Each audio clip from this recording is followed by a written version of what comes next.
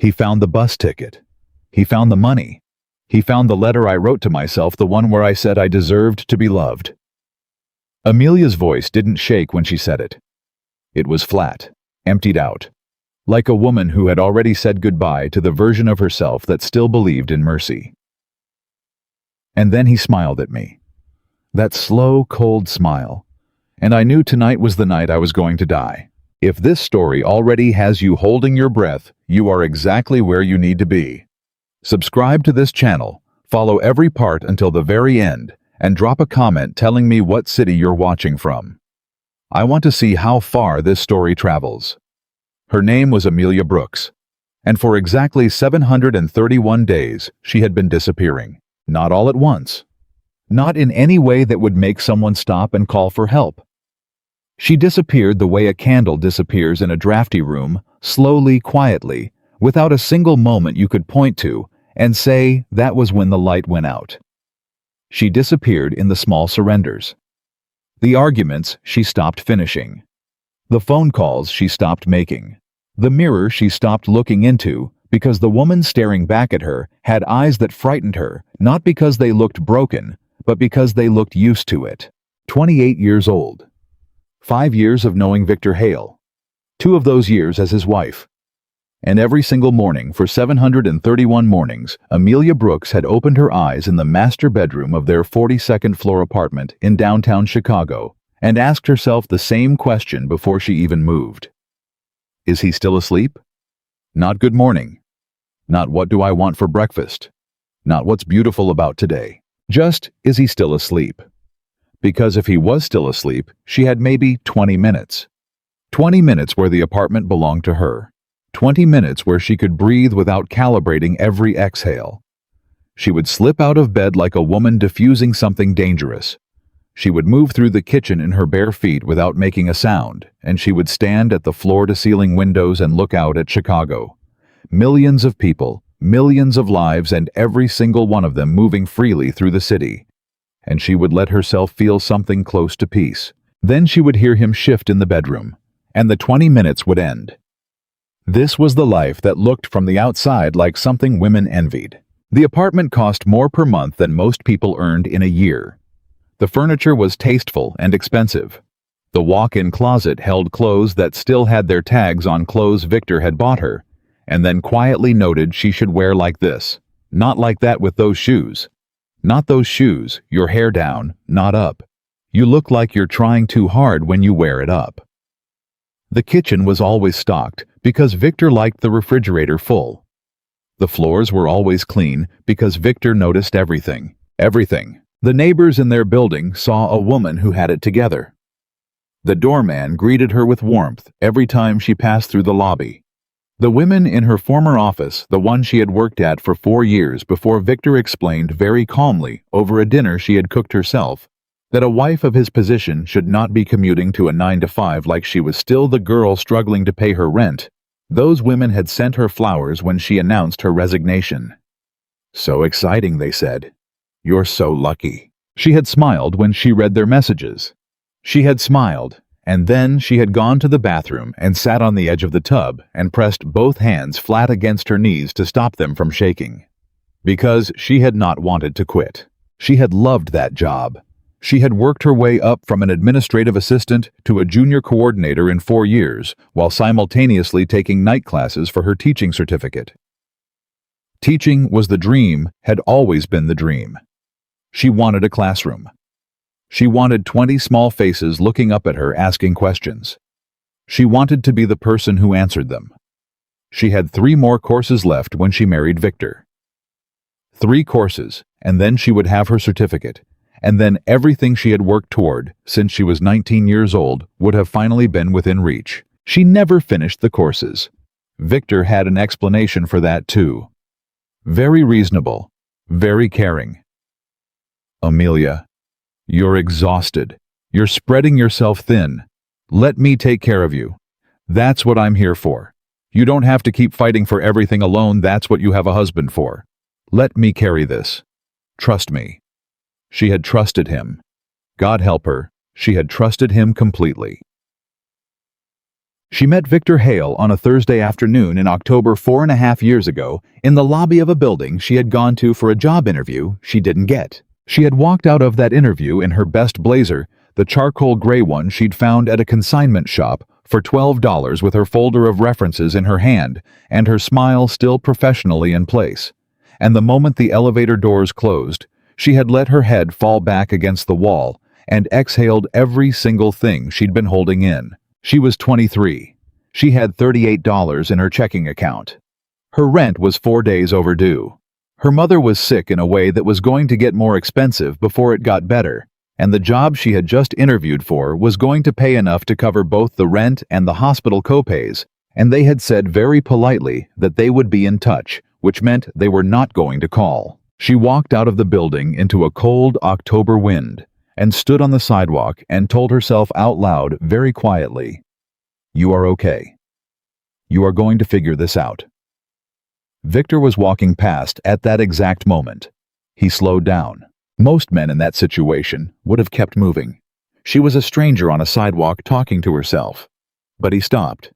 He looked at her not the way men sometimes looked at her, assessing and dismissive, but the way someone looks when they're genuinely concerned. "You all right?" he asked. She laughed a little embarrassed. "Bad day. I'm fine." "Okay," he said. But he didn't walk away immediately.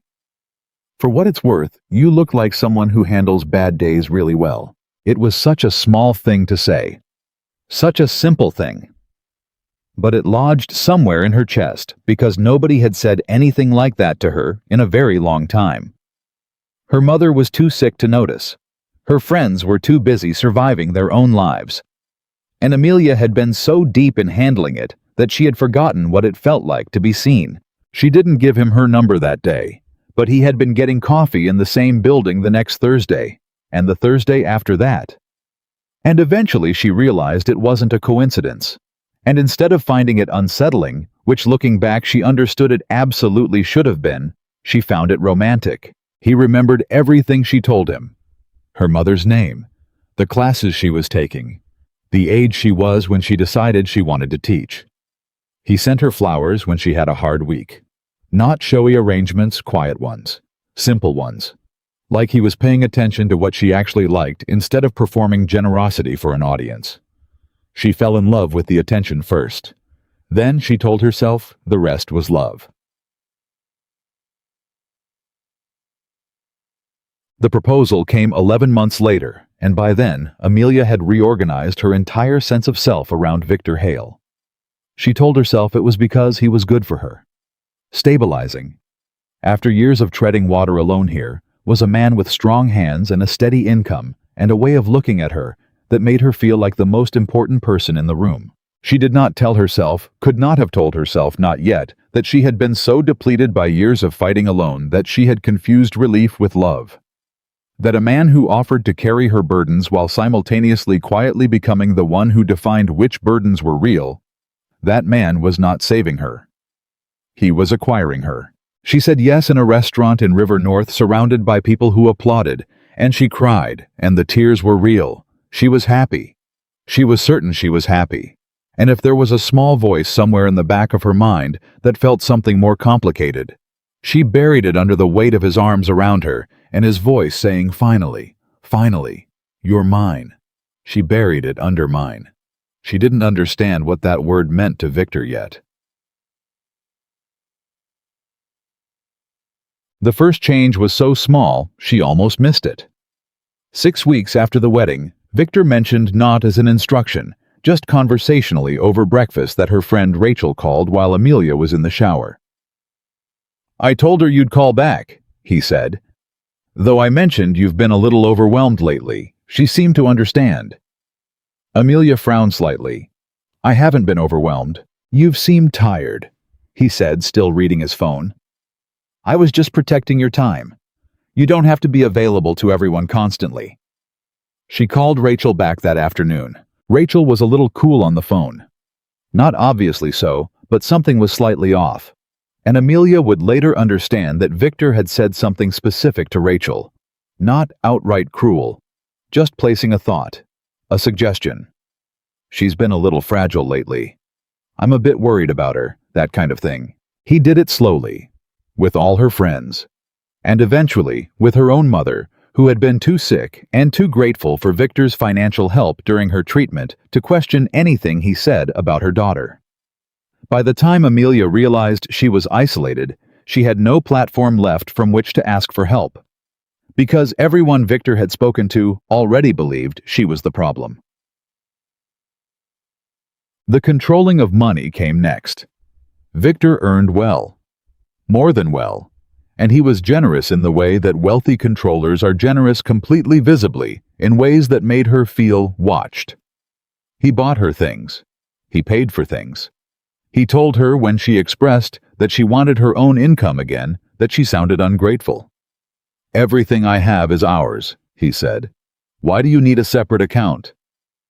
What are you planning that you need money I don't know about?" He made the idea of financial independence sound like a form of betrayal. She stopped bringing it up. She started tracking what she spent. Not because she needed to. He had never limited the spending card he gave her, but because she learned through exactly one conversation about a coat she had bought without mentioning it, that he reviewed the statements, that he noticed the coat, that he asked about the coat in a way that was perfectly calm and perfectly reasonable, and that left her feeling so completely stupid and exposed that she returned the coat the next morning and stood at the customer service counter and kept her face very still while she waited for her refund. The coat had been $40. The first time he hit her, it was 3 months into the marriage. She had burned dinner. That was the whole story. She had burned dinner because she had been on the phone with her mother's nurse and lost track of time, and when she realized and tried to explain, he was already standing in the kitchen doorway, looking at the smoke-filled pan with an expression she had never seen on him before. Flat. Cold. Like she had become something he needed to deal with. She started to apologize. "Victor, I'm so sorry I was on the phone with Moms." He didn't let her finish. It was a hard, open-handed blow across her left cheek. She sat down on the kitchen floor. Not dramatically, her legs simply stopped working. Her hand came up to her face on its own, and the apartment was completely silent, except for the smoke alarm, which was still beeping, and the sound of her own breathing, which had become very fast and very shallow. Victor looked at his hand. Then he looked at her on the floor. And he did something she was completely unprepared for. He started to cry. He crouched down beside her, and he held her face, and he said how sorry he was. He said he didn't know what happened. He said he had never done anything like that in his life, not once. And the stress at work had been inhuman, and he hadn't slept in 4 days, and he wasn't making excuses. He knew there were no excuses. But she had to know that was not him. That was not the man he was. That he would spend every day for the rest of his life making this right. She believed him, because she needed to believe him. She had married him. She had left her job for him, her courses for him. Her friendships were thinning for him. If he was not who she believed him to be, then the last 2 years of her life had been a catastrophic miscalculation, and she was not strong enough to look at that directly. So she believed him. She held him while he cried. She told him it was okay. The second time he did not cry. He said she'd provoked him, that she knew how to push his buttons, and she had pushed them deliberately, and she needed to understand that actions had consequences. The third time, he said nothing at all, and after the third time Amelia understood something in her body before she understood it in her mind. The way an animal understands danger before it can name it. Her nervous system learned a new geography, the geography of Victor's moods. She could read his jaw tension from across the apartment. She could hear something in his footstep when he came through the front door that told her before she even saw his face what kind of night it was going to be. She became very good at management, at softening, deflecting, becoming smaller. She stopped talking about her mother too much because that irritated him. She stopped laughing on the phone because he would ask who she was talking to, and the question was never casual. She learned to eat quietly and quickly and clear the table before he had to ask. She learned that the window of safety between when he came home and when he poured his third drink was about 90 minutes, and in those 90 minutes she needed to be pleasant and undemanding and ask nothing of him. She learned to live inside those 90 minutes. But people cannot survive on 90 minutes forever. Somewhere around the 14-month mark of the marriage, something very small and very stubborn began to form in the deepest part of Amelia Brooks. Not a plan yet. Not even a hope exactly. Just a refusal. Small and buried and almost invisible like a seed in concrete. A refusal to believe that this was all there was going to be. She started hiding money. Not dramatically. A few dollars here, a few dollars there. Grocery change she didn't spend. A $10 bill she tucked into the spine of an old novel on a shelf Victor had never opened. She had no clear plan yet, just the instinct that she needed something. Some small fact of her own that he didn't know about and couldn't take. Over 2 years, she saved $412 and a bus ticket to Columbus where a woman named Carol lived. A woman who had been her mother's nurse, who had once pressed her hand and said very quietly, "Honey, if you ever need a place to go," and who Amelia was certain didn't know what she was really offering, but who had offered it, and that was enough. The plan was not sophisticated, but it was hers. She kept the ticket and the money, and a handwritten letter she had written to herself 1-page front and back, inside the spine of that old novel. The letter said things she couldn't afford to believe in the daylight, that she deserved kindness, that she was not what Victor told her she was, that the woman she used to be, the one with 3 more courses to finish and a classroom waiting, that woman was still in there somewhere. She read the letter on the bad nights. In the dark after Victor had finally gone to sleep and the apartment was still and Chicago was glittering outside the windows, she would take the book off the shelf and open it very carefully and read her own handwriting by the light of her phone screen. And for about 5 minutes, she was someone who still believed in her own future. Then she would put it back, and she would go to sleep. And in the morning, she would ask herself, "Is he still asleep?"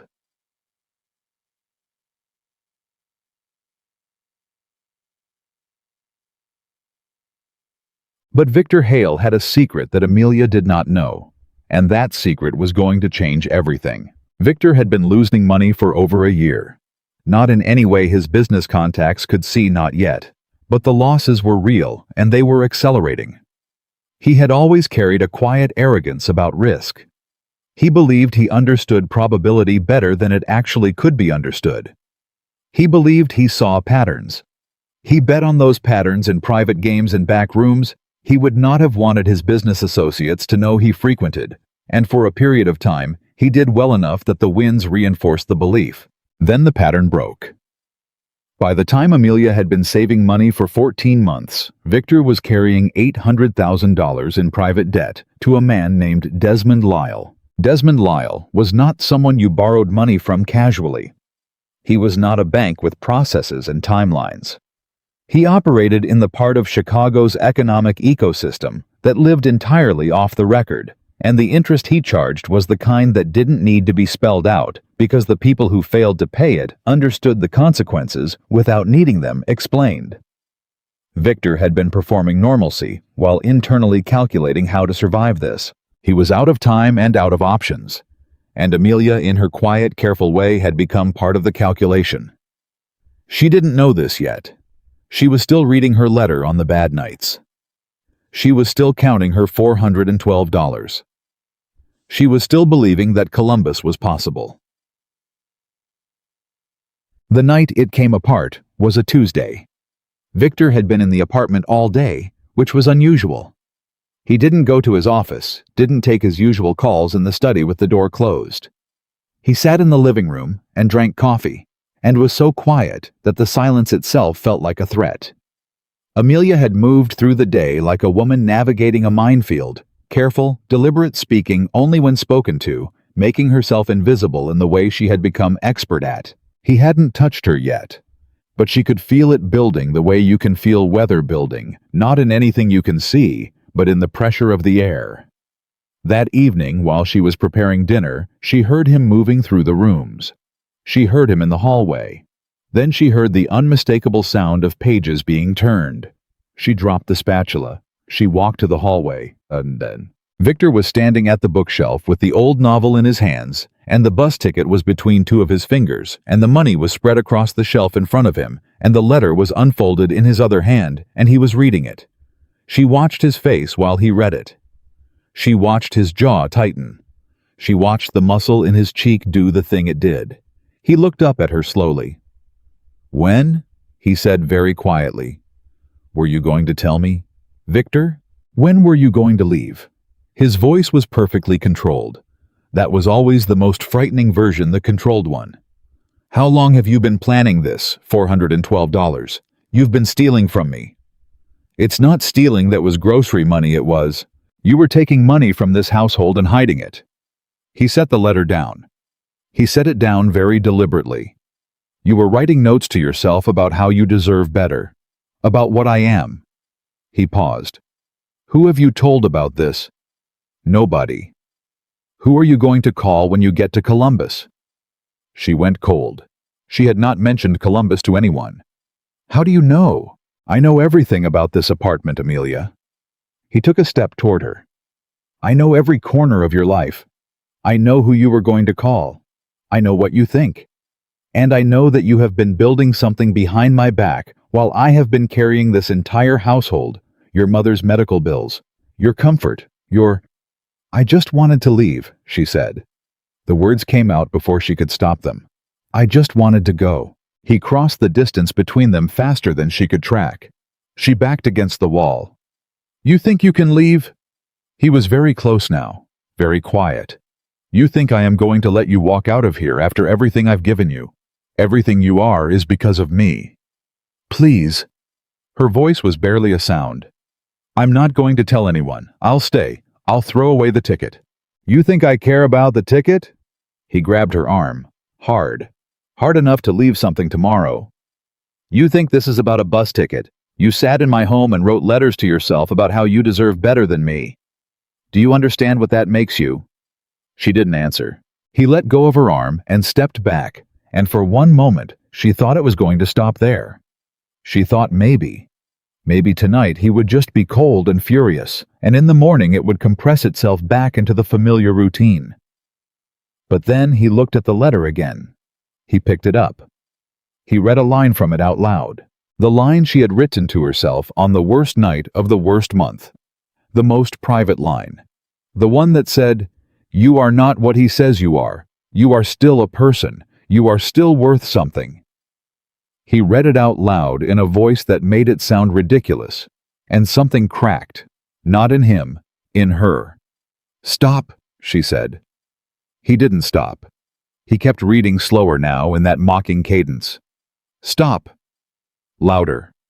He looked up at her with something almost like amusement. "I said stop reading that." Her voice was shaking, but not from fear anymore. It was something she hadn't felt in so long she didn't have a name for it. In this context, she was angry. Genuinely, deeply, cleanly angry. "That's mine." He crumpled the letter. He crumpled it deliberately, watching her face while he did it. And then he reached past her and grabbed her wrist, and the crumpled letter fell to the floor. And she was on the floor not long after, and above her, he was saying things in that controlled voice that she stopped processing because her brain was now operating on pure survival. What can she reach? What can she get to? Is there a way to the door? Is the door locked? She thought she'd heard him lock it. "I am not yours." She said it to the floor. She wasn't even sure she meant to say it out loud. "What did you say?" She raised her head. There was blood on her lip. She could taste it. She looked up at him, and she said it again, clearer this time, 3 words completely level. "I am not yours." She watched his face change. She watched his arm come back. She closed her eyes, and the front door of the apartment, a solid, heavy, reinforced steel door that Victor had told her the day they moved in was completely impossible to break through, came off its frame. Not opened, not kicked, came off its frame. The sound was like something structural failing, like the building itself making a decision. Victor spun around. Amelia opened her eyes. In the doorway, in the space where the door used to be, stood a man she had never seen before. He was not large in any exaggerated sense, but he filled the doorway in a way that had nothing to do with his physical dimensions. He wore a dark coat, and his face was completely still, and his eyes moved from Victor to Amelia on the floor, and then back to Victor, and in the moment he completed that assessment, something in the room changed temperature. Victor Hale, a man who bullied and controlled and terrified, took a step backward. That told her everything. "Alessandro Moretti," Victor said. His voice had gone wrong. The control was completely gone. This isn't whatever you think." "Don't talk," the man said. Victor stopped talking. Alessandro Moretti looked down at Amelia. He looked at her for a long moment, not with pity, not with performance, but with something she recognized as the expression of someone who has seen this exact thing before and has never stopped being angry about it. He turned to the two men who had come in behind him. "Get him out," he said. "Don't let him make calls." Then he looked back at Amelia, and he did something that no one in this apartment had done to her in 2 years. He extended his hand, not grabbed, not pulled, extended, waiting, giving her the choice. She stared at it. "You don't have to be afraid of me," he said. His voice was quiet, completely calm. "I'm not going to hurt you, but I need you to be able to stand up. Can you do that?" She could not answer. She put her hand in his. He helped her to her feet with the steadiness of someone who had done this, carried broken things very carefully before. He kept his eyes on her face, and not on the rest of her, and she would remember that later. She would remember it specifically, that he looked at her face. "Is there anything in this apartment that belongs to you?" he asked. "Anything you need to take?" She thought of the crumpled letter on the floor. She picked it up. He waited. "Nothing else," she said. He nodded. He walked her toward the doorway, toward the destroyed door, toward the corridor beyond it that led to an elevator and a lobby, and then Chicago, cold and vast and full of lives, and Amelia Brooks walked through it. For the first time in 731 days, she walked through a door that someone else had opened for her. Not to trap her, to let her out. She didn't know yet who Alessandro Moretti was. She didn't know what had brought him to this apartment, or what business he had with Victor, or what happened in back rooms where men like her husband borrowed money from men who operated outside the law. She didn't know any of that. She just knew that she was walking, that she was upright. That in her hand was a crumpled piece of paper with her own handwriting on it, and the words were still true. She had survived long enough for them still to be true, and somewhere in Chicago, on a Tuesday night, that had to mean something. It had to mean the story wasn't over. It was just finally beginning to change. The elevator ride down was 42 floors of silence. Amelia stood beside Alessandro Moretti and watched the numbers count down and held the crumpled letter against her chest with both hands, and she did not cry. She was past crying. She was in that hollow, pressurized space that exists on the other side of crisis, where your body has used everything it had, and what remains is just the mechanical fact of continuing to exist. Breathe in, breathe out. Watch the numbers. 38, 37, 36. Alessandro stood slightly to her left and did not touch her and did not speak. She would remember that too. In the lobby, the doorman, a man named Gerald, who had greeted Amelia every single day for 2 years with genuine warmth and had never once asked why she sometimes wore long sleeves. In July, looked up from his desk and went completely still when he saw Alessandro. Something passed over his face that wasn't quite fear and wasn't quite recognition. It was the expression of a man who understood without being told that he should look down at his desk again. He looked down at his desk. They walked through the lobby and through the glass doors and out into the Chicago night, and the cold hit Amelia in the face like something honest, and she breathed it in, and her eyes filled without warning, not from sadness, not exactly, but from the sheer physical sensation of air that was not recycled through Victor's apartment. Air that belonged to nobody. Air that was just the world being itself. She pressed her lips together and kept walking. There was a black car at the curb, with a driver who didn't look at her. Alessandro opened the door. She stopped. "Where are we going?" she asked. Her voice came out steadier than she expected. He looked at her directly. "Somewhere safe. That's the only thing I can promise you right now, but I can promise you that absolutely." She looked at him for a moment. This man she did not know. This man who had come through a reinforced steel door like it was made of something less permanent. This man whose name had made Victor Victor, who was afraid of nothing because he believed himself untouchable, take a step backward. She had no framework for trusting anyone. Victor had spent 2 years dismantling every framework she had, but she was standing on a sidewalk in downtown Chicago at 11 o'clock at night with a crumpled letter in her hands and a split lip and $412 that were now scattered across a shelf in an apartment she was never going back to, and the bus to Columbus didn't leave until 6 in the morning, and she had nowhere to go. She got in the car. Alessandro sat across from her, not beside her, and he spent the first 10 minutes of the drive on his phone, not in a dismissive way. He turned slightly toward the window and spoke quietly, and she caught fragments. "The situation is handled. No, leave it for now. Make sure Lyle knows the account is frozen until I say otherwise."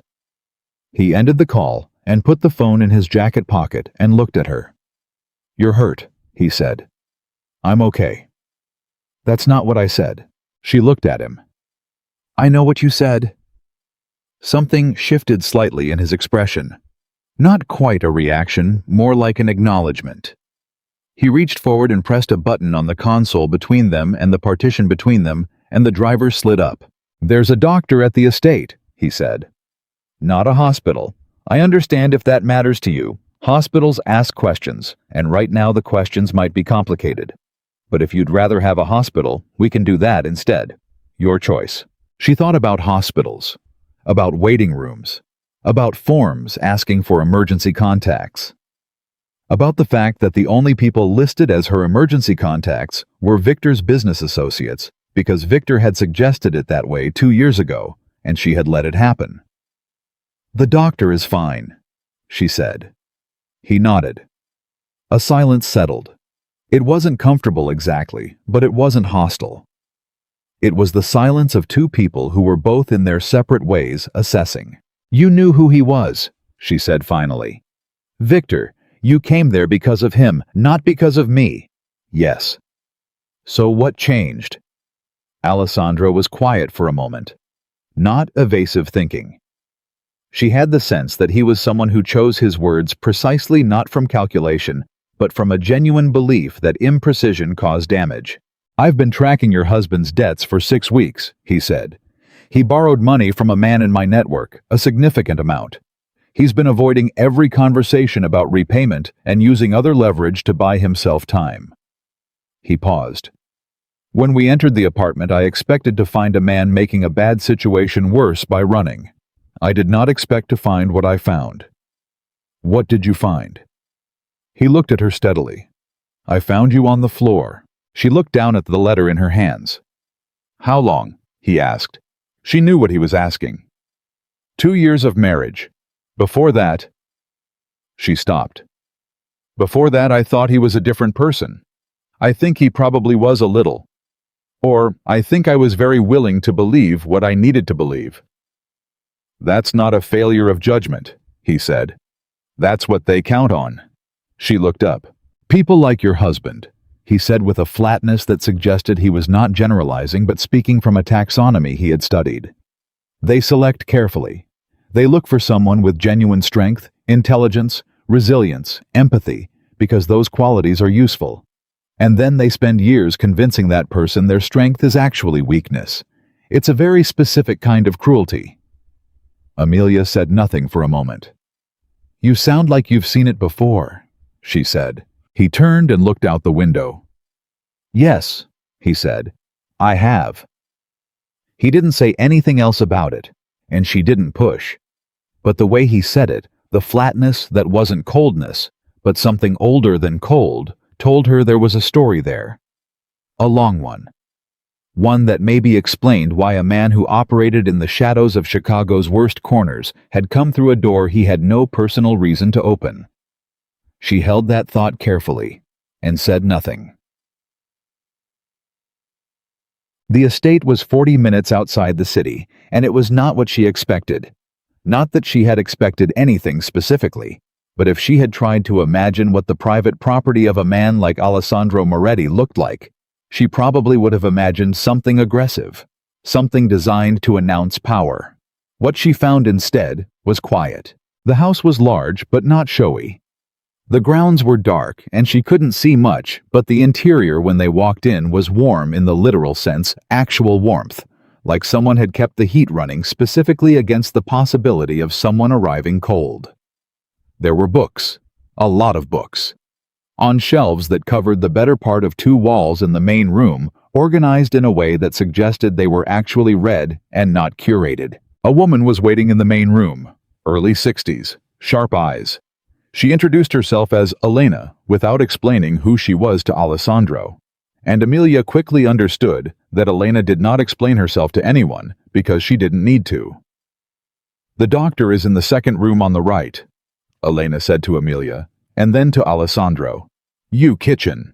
Alessandro, who by Amelia's understanding controlled a significant portion of Chicago's underground economy, went to the kitchen without argument. Amelia would have found this funny if she had any funny left in her. The doctor was a small, quiet man named Dr. Reeves, who had the practiced neutrality of someone who had seen a great many things and made a professional decision to respond to all of them with the same calm competence. He examined the split lip, the bruising on her arm, the older bruises on her ribs that she hadn't mentioned, but that he found anyway during the examination. When he found the older ones, he paused. "These are from before tonight," he said. "Yes." He documented them without commentary, but before he left, he set down his pen and looked at her directly, the professional neutrality setting aside for exactly 1 moment. "You're going to need more than medical care," he said. "What happened to your body is the smaller part of this." "I know," she said.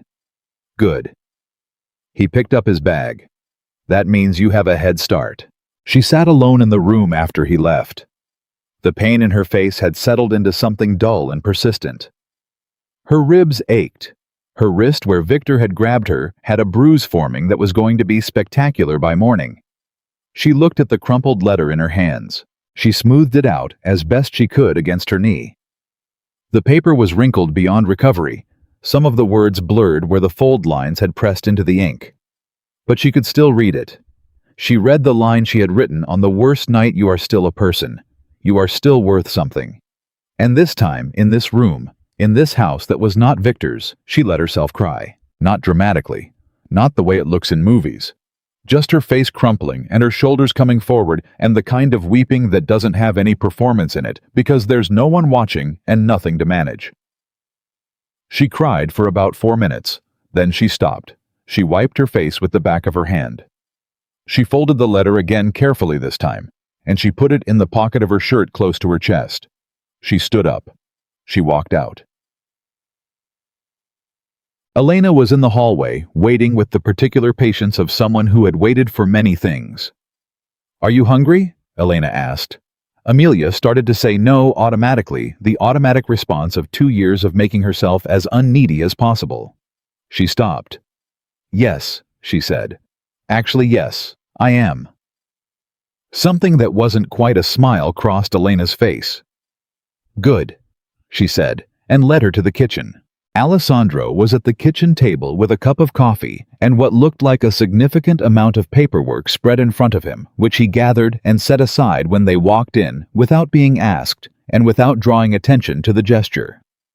That smoothness, the way he made space without announcing he was making space, was something Amelia filed away without quite knowing why. Elena made her eggs and toast, real eggs scrambled soft with salt and pepper, and a specific kind of attention that people put into food when they're actually trying to nourish someone rather than just fill a function.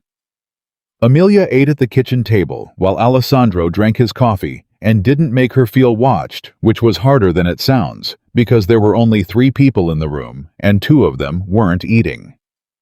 When she finished, she set down her fork. "Tell me what you're not telling me," she said. Alessandro looked up. "About Victor," she said. "About why you were there. You said debts. You said leverage. What does that mean exactly? What was he using as leverage? Alessandro set down his coffee cup.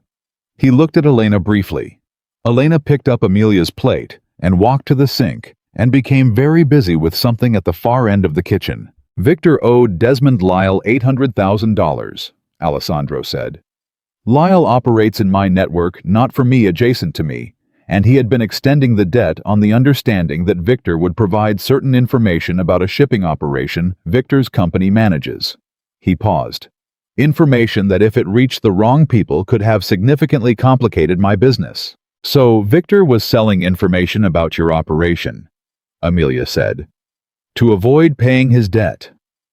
Correct. And you came to stop that. I came to have a conversation, he said. What I came for and what I did are two different things. She absorbed this. So I was an accident. Finding me like that wasn't the plan. Finding you like that was not the plan, he agreed. But it changed the plan. Why?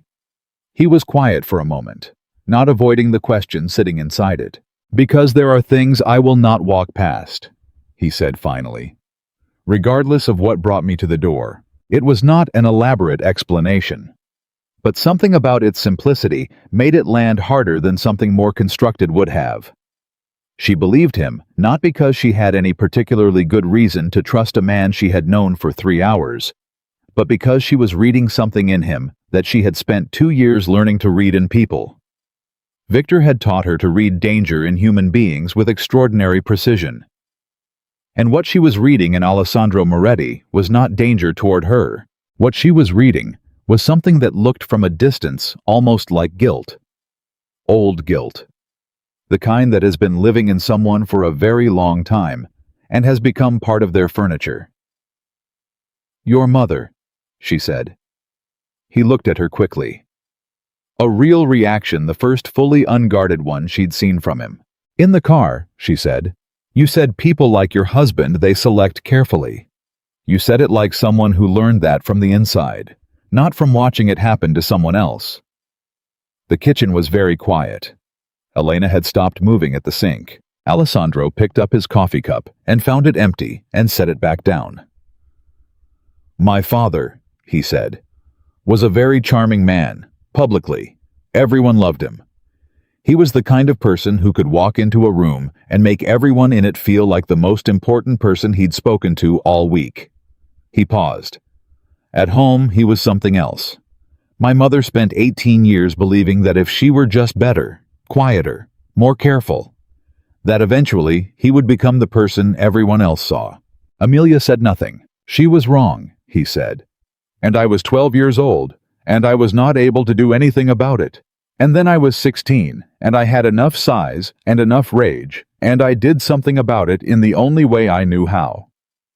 At 16, which was not a civilized solution, and my father left, and my mother. My mother spent the next 2 years trying to convince me I had done something wrong. Because she had loved him, you understand, she still loved the version she had believed in, and she never quite forgave me for destroying that version, even as she was relieved to be safe. He said it plainly. No self-pity, no performance, just the facts of a thing that had happened a long time ago and had shaped every decision he'd made since. And so you built an empire, Amelia said quietly, because you swore it would never happen again, to her or to anyone near you. Something like that, he said. But she wasn't safe, Amelia said, not cruelly, just following the logic to where it led. Not really. Because the pattern was inside her by then. The belief that she deserved it. That's not something that leaves just because the person causing it leaves. Alessandro looked at her for a long moment. No, he said. It isn't. Did she get better? A pause.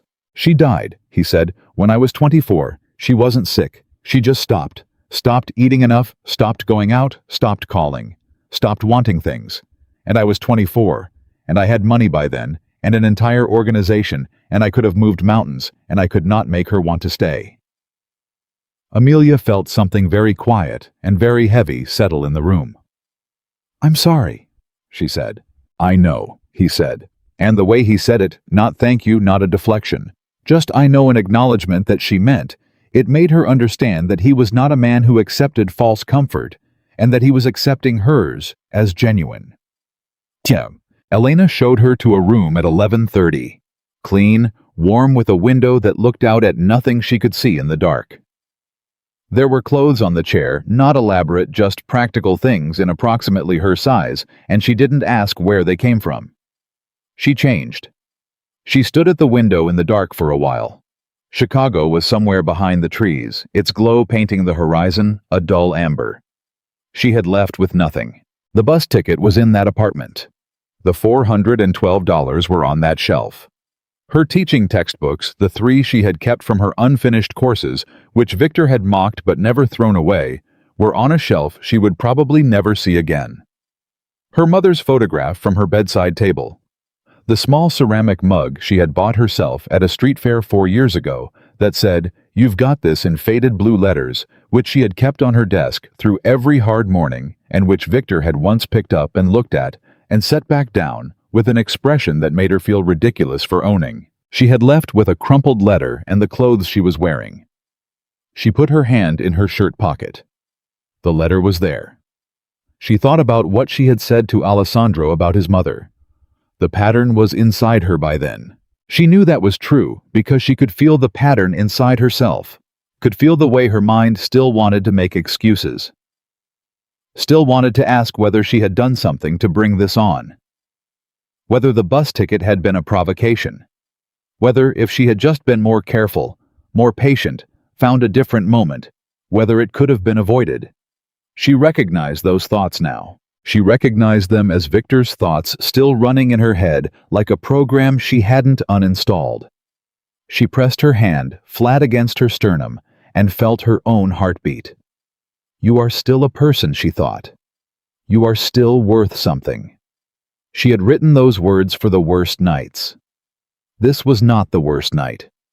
This was, in some way she couldn't fully articulate yet, one of the first nights of something different. She got into bed and she lay there in the dark, and she thought about the woman in the blazer from the consignment shop who had stood on a sidewalk in October 4.5 years ago and talked to herself about being okay. That woman had been exhausted and broke and 3 months behind on rent, and she had still been able to stand on a sidewalk and say, "You are going to figure this out," and mean it. That woman was still in there. She had survived 2 years of someone trying to convince her she wasn't. She slept for 9 hours, which she hadn't done in 2 years. When she woke up, it was early, and the house was quiet. And she lay there for a full 60 seconds before she realized that she had woken up without asking herself if he was still asleep. She woke up thinking about coffee. She went to the kitchen and found it empty, and found the coffee easily and made it, and stood at the kitchen window drinking it, watching the morning move across whatever landscape was out there, and it was the most ordinary thing she had done in 2 years. Elena appeared at some point, made no comment about Amelia having navigated the kitchen herself, and made toast, and they ate together in a comfortable silence that felt like something earned rather than something performed. "He's outside," Elena said eventually. "Okay," Amelia said. "He was outside at 5 this morning," Elena said. Not as information exactly, more like context being offered. Amelia looked at her. "He doesn't sleep well," Elena said. "When something is unresolved." She picked up her cup. "He will want to talk to you about what happens next. He has a plan or the beginning of one. You don't have to agree to anything. I want you to know that before you talk to him." "He's not Victor," Amelia said. "No," Elena said. "He's not. But you have very good reason to be careful, and I would rather you heard it from me than felt it yourself and said nothing." Amelia was quiet for a moment. "Who are you to him?" she asked. "His mother's oldest friend," Elena said simply. "And therefore, his whether he chose it or not." Alessandro was on the back steps, which Amelia now had enough daylight to see, led out to a large open property with several outbuildings and a tree line at the far edge. He had a phone in his hand, but he wasn't looking at it. She sat down on the step beside him. "You were outside at 5, she said. "Elena talks too much," he said. "She talks exactly the right amount," Amelia said. He almost smiled. Not quite, but almost. She pulled her knees up and wrapped both hands around her coffee mug and looked out at the property. "Tell me what you're thinking," she said, "about what happens next." He put the phone in his pocket. "Victor is currently being held," he said. "Not in a manner that's permanent or violent, but he's not free to make phone calls or disappear, which was going to be his next move. He had a flight booked for Thursday." She went still. "A flight to where?" "Warsaw initially, then further." Alessandro paused. "He was not planning to take you." She absorbed that. The plan had not been to hurt her worse. The plan had been to leave her, to simply vanish and leave her with nothing, no money, no access to their accounts, no legal standing she was aware of in an apartment where her name was not on the lease. "Of course he wasn't," she said quietly. "The debts he owes can be converted into legal exposure," Alessandro said. "The gambling, the money he moved through his company there are paper trails. I have people who can construct a very clear picture for the relevant authorities. Victor will not be in a position to run, and he will not be in a position to come back." She looked at him. "You're going to report him." "I'm going to arrange for him to be reported," he said carefully. "There's a distinction. Does it work?" she asked. "Your distinction. Usually," he said without apology. "The end result is the same." She looked back at the tree line. "And me? What's the plan for me? You stay here as long as you need. That's not a condition, there's no clock on it. Elena will be here. The doctor will come back tomorrow for a follow-up. After that," he paused. "After that, you decide. You tell me what you need and we figure out how to get it." She turned and looked at him directly. "Why?" she asked. "I understand the first night. The door bringing me here, I understand that. But this, planning Victor's exposure, offering this."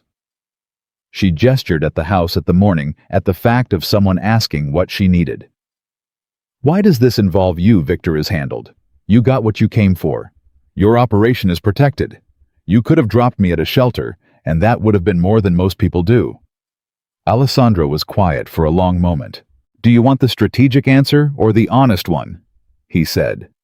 "I've spent 2 years being given strategic answers," she said. "Give me the honest one." He looked out at the property. "You said I am not yours," he said.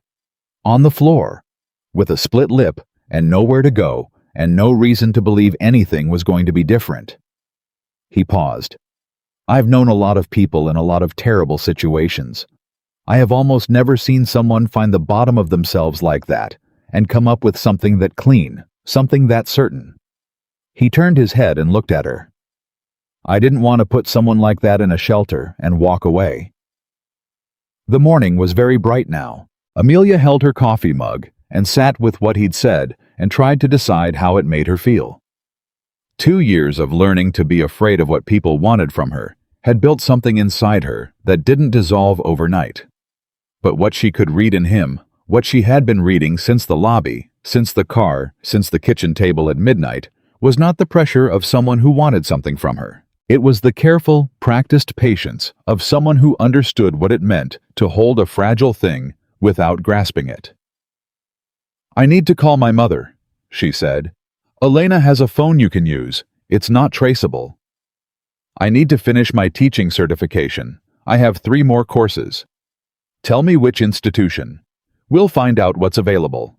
She looked at him. "I need to understand something. About who you are. About what this world you operate in means, and what staying here means, and what I'm walking into, because I spent 2 years not understanding what I had walked into, and I will not do that again. I need full information." "You can have it," he said. "All of it. Ask me anything." She held his gaze for a beat. "I will," she said. "I'm going to ask you a great many things, And if any of your answers feel like Victor's answers, that smooth, careful way he had of making you feel like the question itself was the problem, I am going to know. Yes, he said. You will. And then I'll leave. Yes, he said. You will. She nodded. She looked back at the tree line. A bird crossed from one side to the other, fast and direct, and disappeared into the branches. Okay, she said. She didn't know yet what that meant. She didn't know what she was agreeing to exactly because she was too smart to agree to something she couldn't see the shape of. But she was agreeing to this, to the morning, to the coffee, to the fact of being somewhere that wasn't Victor's apartment, and asking what she needed, and having someone answer with something that sounded like truth. She was agreeing to the possibility that what came next was not more of the same. That was enough for one morning. That's stunning. 3 hours later, Elena walked into the room Amelia was using and stood in the doorway with an expression that said she had come with news she wasn't sure how to deliver. What is it? Amelia asked immediately. Victor, Elena said. There was a problem. Amelia stood up. He's fine, Elena said quickly. He's contained, but he managed one phone call before our people got to his phone.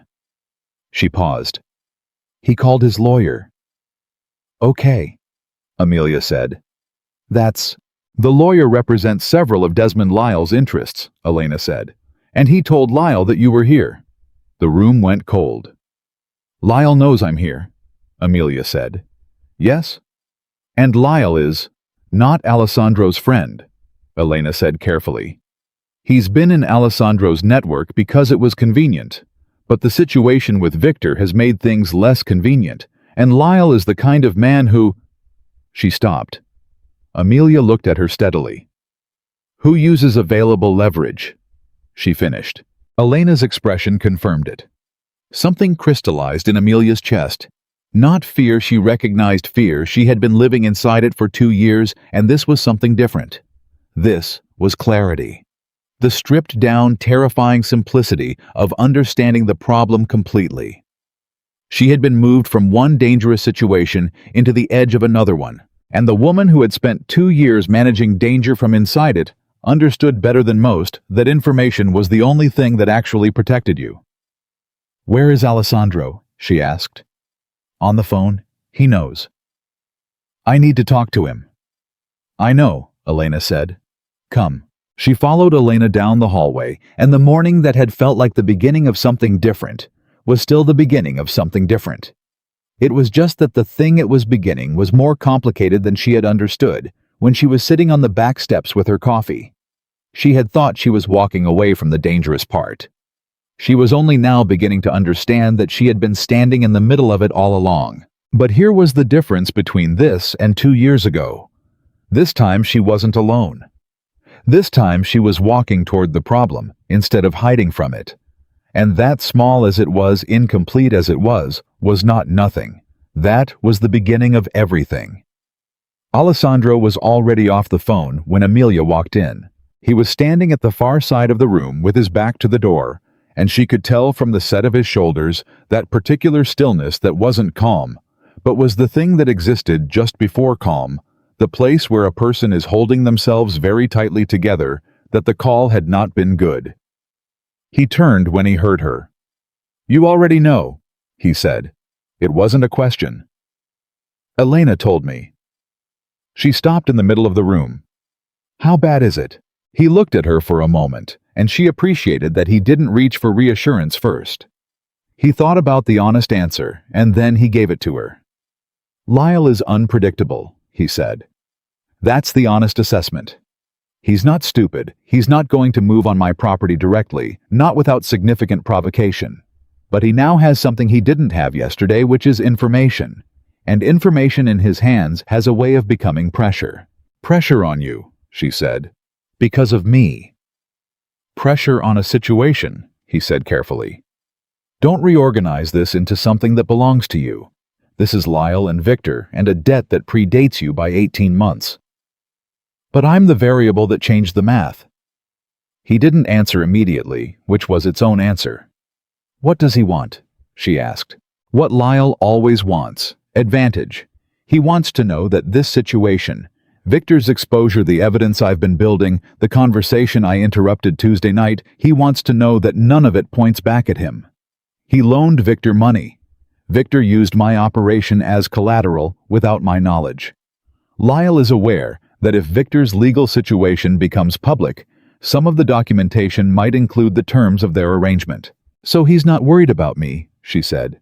He's worried about what I know. He's worried about what you might say, Alessandro said. And to whom? I don't know anything. He doesn't know that. She sat down. Not from weakness, her legs were fine, but because she needed to think, and she thought better when she wasn't performing composure at a standing height. Okay, she said. Then we tell him. You arrange a conversation, you make clear that I have no knowledge of his arrangement with Victor, and we remove the variable. Alessandro looked at her with something that was not quite surprise, but was in the neighborhood. That's not a conversation Lyle has, he said. He doesn't accept explanations. He accepts situations that benefit him. Then we create one, she said. What does he need that you can give him?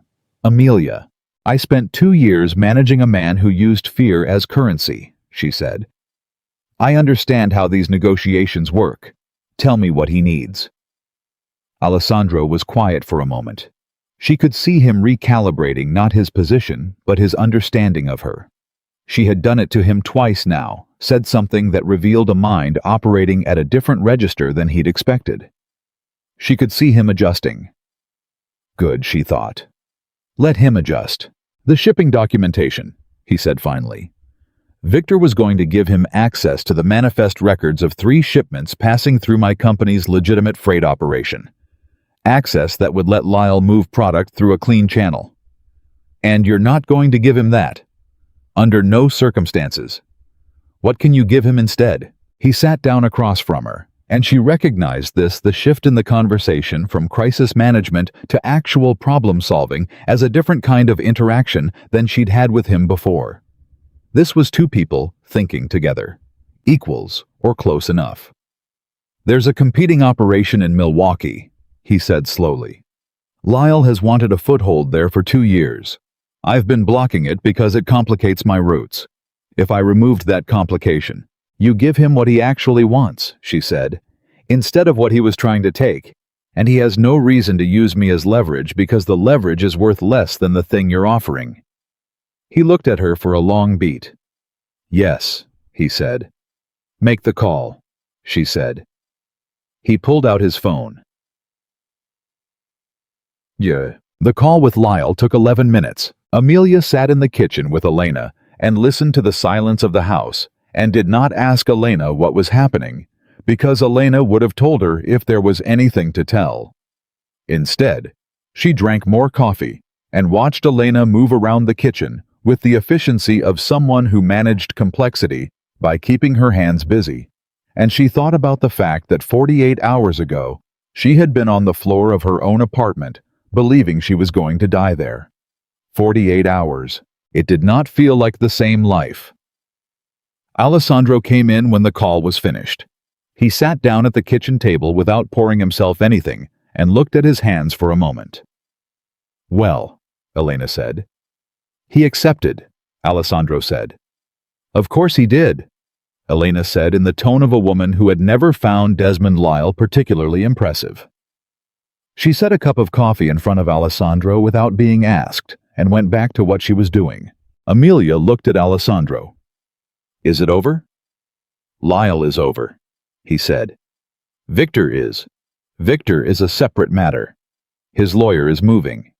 He's claiming that whatever happened Tuesday night was unauthorized entry, that any injuries sustained by his wife were not what they appeared, that there's a pattern of instability on her part that explains... He stopped. I know the argument, Amelia said. Her voice was completely flat. I've heard it before. It's the argument he built for 2 years. Difficult wife, emotional, unreliable. It's going to make things complicated if this goes through standard legal channels. So we don't use standard legal channels. He looked up. You said you had documentation, she said. Financial crimes, money moving through his company, the gambling debts, the arrangement with Lyle. She paused. I have 2 years of medical records I never generated. 2 years of bruises I photographed on my phone when I started hiding money and understood somewhere in the back of my mind that I might eventually need proof. She looked at him steadily. I have the photographs. They're in cloud storage on an account Victor didn't know about. I created it under an email address from before we were married. The kitchen went completely still. 2 years of photographs, Alessandro said. 47 of them, she said. Dated, some with location data still attached. Elena had turned around from the counter. I started taking them, Amelia said, about 8 months in, when I understood that nobody was going to believe me without evidence. When I understood that the story he was telling everyone about me was going very carefully in one direction, and I needed something that pointed another way. She paused. I kept telling myself I was being paranoid, that I was building a case for something I was imagining, and then I would look at the photographs and I would understand that I was not imagining anything. Alessandro was quiet for a long moment. Amelia, he said, those photographs combined with the financial documentation would make it very difficult for his lawyer to argue instability, she said. Yes, I know. He could go to prison. Good, she said, simply, without heat or drama. Just the plain fact of what was appropriate. Something shifted in Alessandro's face. Not surprise exactly. Not admiration, which would have been condescending. It was more like recognition, the expression of someone seeing something they had suspected confirmed. You planned this, he said. I planned something, she said. I didn't know what shape it would take. I knew I was building something. I knew I was building it slowly and carefully, and that the day I left, whenever that day came, I was not going to leave defenseless. She set her coffee cup down. I just didn't expect the day to arrive quite the way it did. The bus ticket, he said, was the first plan, she said. The photographs were the backup plan. Elena made a sound that might have been in another context a laugh. The next 4 days were not dramatic. They were the opposite of dramatic, which is its own kind of strange after 2 years of living inside sustained crisis. There were no explosions. Nobody raised their voice. Meals happened at reasonable times. The doctor came back as promised and declared her ribs bruised but not cracked, and told her to take the anti-inflammatories and come back if anything changed. She called her mother on the 3rd day. Her mother, whose name was Diane, and who had been sick on and off for 2 years, and grateful for Victor's financial support in a way that had made her difficult to talk to, honestly answered on the 2nd ring. And when she heard Amelia's voice, she started crying before Amelia had said anything more than Mom. It's me. I've been so worried, Diane said. Victor called 2 days ago and said you'd had some kind of episode, that you'd left suddenly, and that he was trying to find you, and he was so concerned, he sounded so... Mom. Amelia kept her voice steady. Victor is lying. I need you to listen to me for a few minutes without deciding anything until I'm done. Can you do that? A silence. Yes, Diane said. Her voice had changed. Become careful, Amelia told her. Not everything. Not the photographs, not Alessandro, not the logistics of the last 4 days. But the real story. The actual truth that she had been protecting her mother from for 2 years because Diane had been sick and because Victor had been paying the medical bills and because Amelia had been terrified of what would happen if her mother confronted Victor and Victor took the money away. She told her about the first time, the 2nd time, the 3rd time when the apologies stopped. Diane was silent for most of it. When Amelia finished, there was a long pause. Why didn't you tell me? Diane said. Her voice was strange, cracked. Because you were sick, Amelia said. Because I was protecting you. Amelia. Her mother's voice broke fully. You were protecting me. I'm okay, Mom. That's why I'm calling. I need you to know I'm okay. Where are you?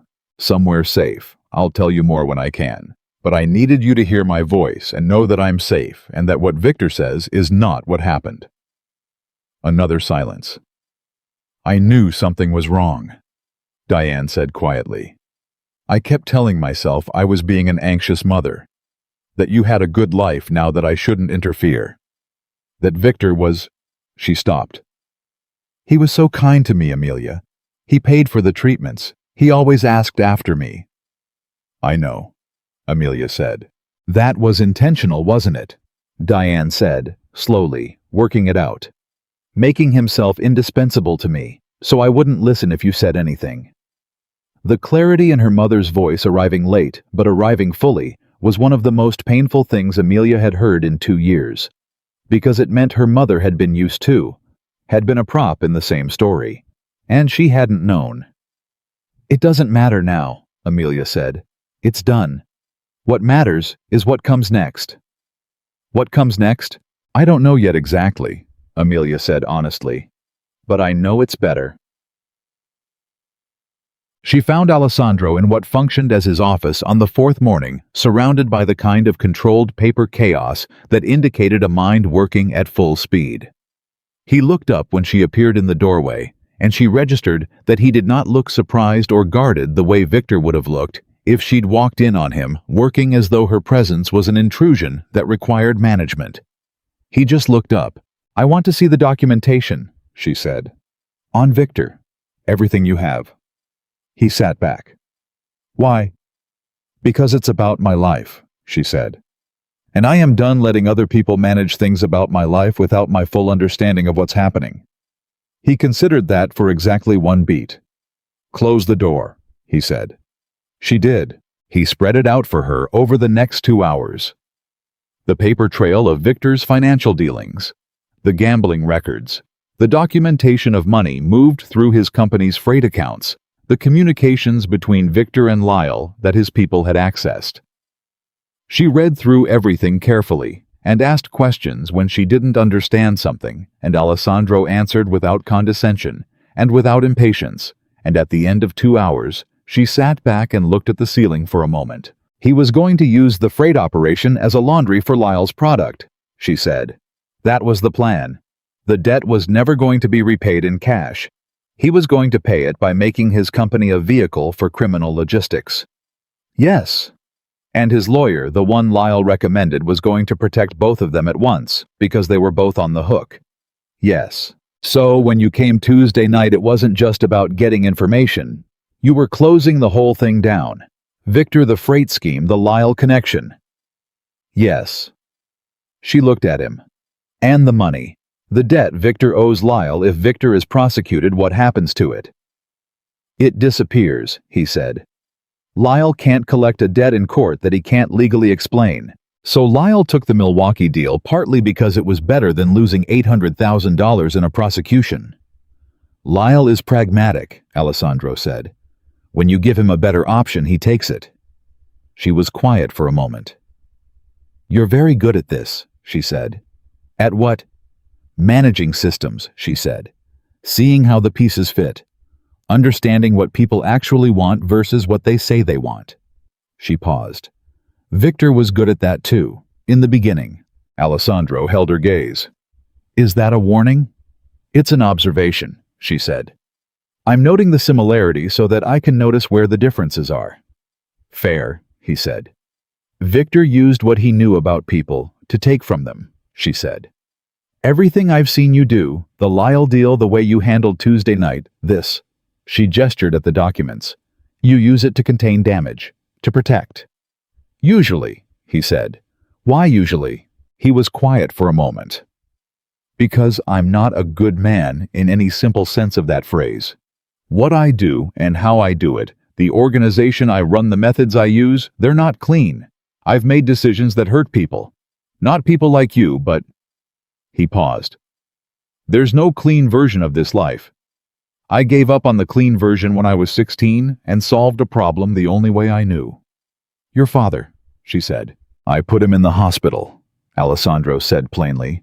I was 16 and I had spent 2 months watching him and timing his patterns, and I waited until my mother was at her sister's house and I made sure the problem stopped. He held her gaze. I'm not telling you that to make you afraid of me.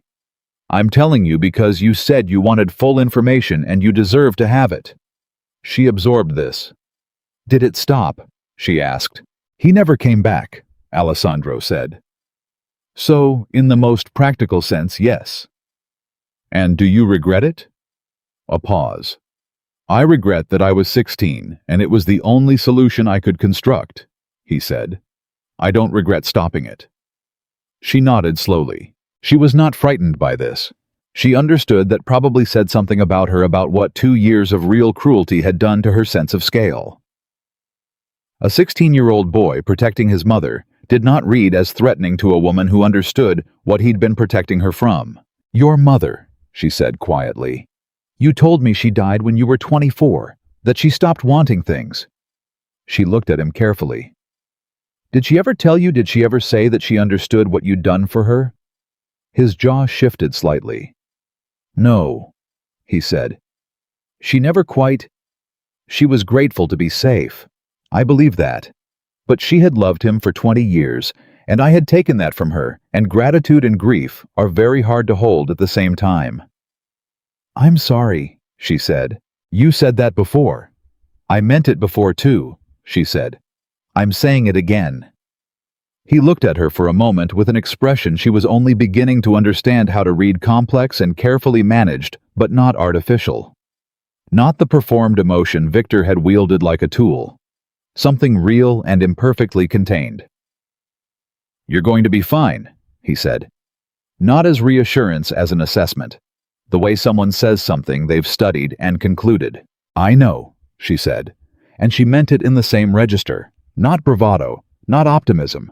Just the clear-eyed recognition of her own stubbornness, her own tendency to survive things, her own $412.47 photographs, and 3 more courses and a classroom she had always been going to get to eventually. "I need to find a way to access my cloud storage," she said.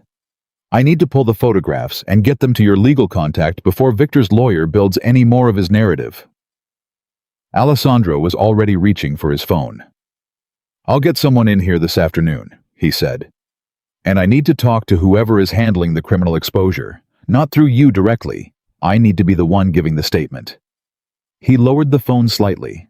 "That puts your name in the public record." "Yes," she said. "Good. Let it be in the public record. Let everyone who watched and said nothing have to read my name and know what happened in that apartment." She paused. "I spent 2 years invisible. I'm done with invisible." He looked at her for a long moment. Then he made the call. The legal contact was a woman named Patricia So, who arrived at the estate that evening and who shook Amelia's hand with the firm, specific grip of someone who had spent 30 years being underestimated and had long since stopped accommodating it. "I've reviewed the financial documentation Mr. Moretti's people provided," Patricia said, setting her bag on the table. "It's strong. Combined with eyewitness testimony from Tuesday night and any additional evidence you can provide, Victor Hale is going to have a very difficult time constructing any narrative that sticks." "He's going to try," Amelia said. "He's going to try," Patricia agreed. "His lawyer is Robert Crane. Crane is good. He's going to push the instability angle, the difficult marriage angle, the mutual conflict angle." "I have 47 photographs," Amelia said. Patricia looked at her. "Dated. Some with GPS data, spanning 22 months, documenting injuries sustained from approximately the 4th month of the marriage forward." Patricia was still for a moment. Then she opened her bag and took out a legal pad. "Start from the beginning," she said. "Tell me everything." Amelia told her everything. It took 3 hours. Alessandro did not sit in on the meeting he had offered, and she had said no, and he had nodded and left without making her explain. Elena brought in food at some point that neither of them ate. Patricia asked precise, unsentimental questions and wrote with a speed that suggested she was getting down, not just the facts, but the structure, building something as Amelia talked, assembling the case, the way you assemble something load-bearing, making sure every joint was sound. At the end, Patricia set down her pen. "You documented this," Patricia said quietly. "Not as a legal observation, as something more personal." For 2 years alone, with no legal guidance, no one telling you what would matter, you collected this. I didn't know what would matter, Amelia said. I just knew that if I left without proof, nobody would believe me. A lot of women in your situation don't, Patricia said. Not because they're less intelligent or less prepared. Because the person hurting them has convinced them they're not credible. That the evidence won't matter.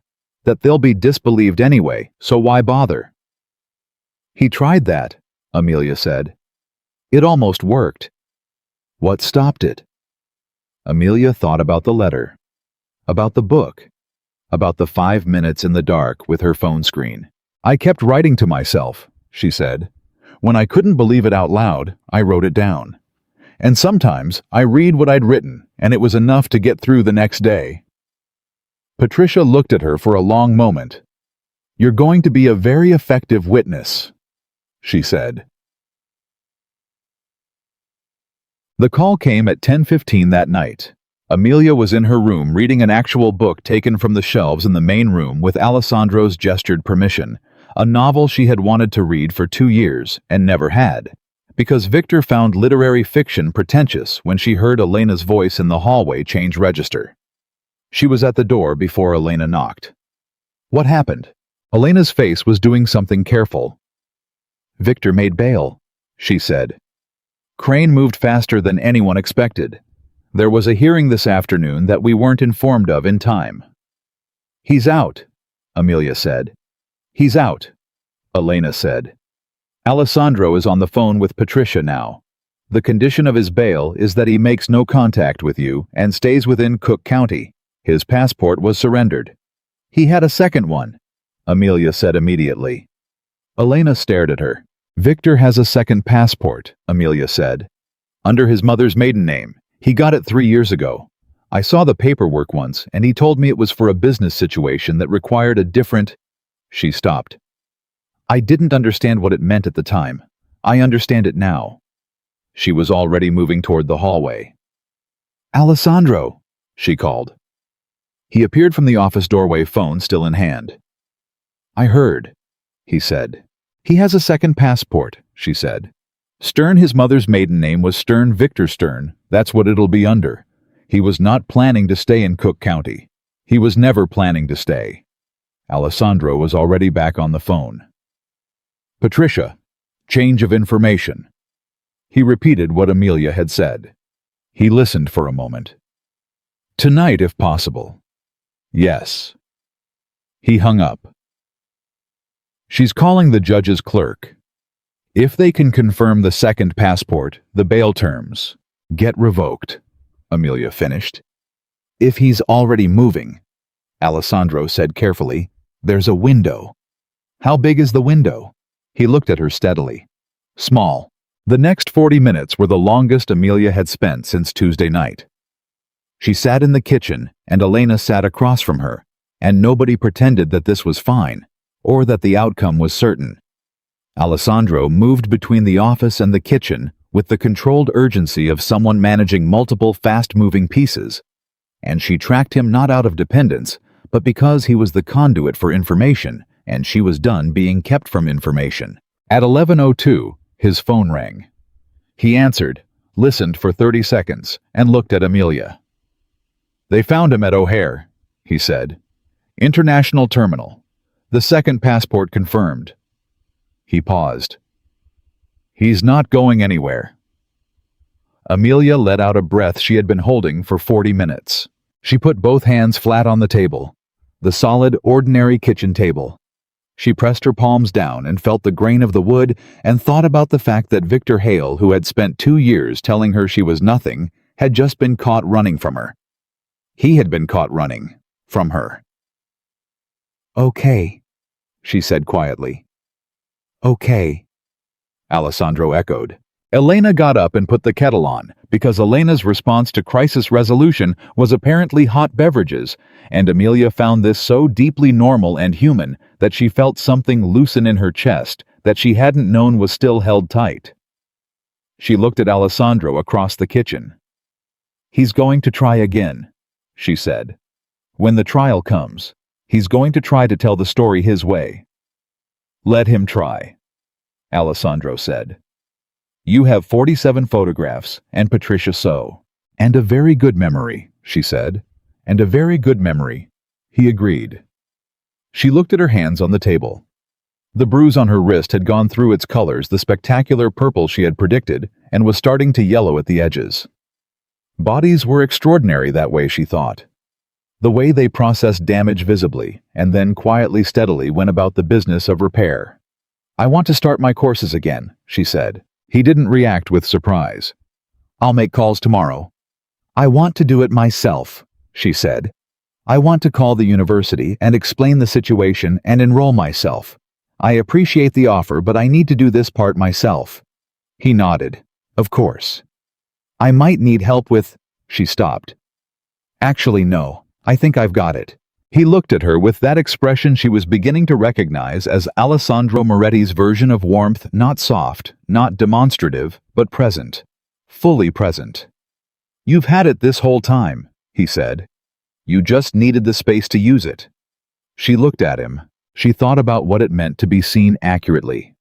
Not flattered, not managed, not assessed for usefulness.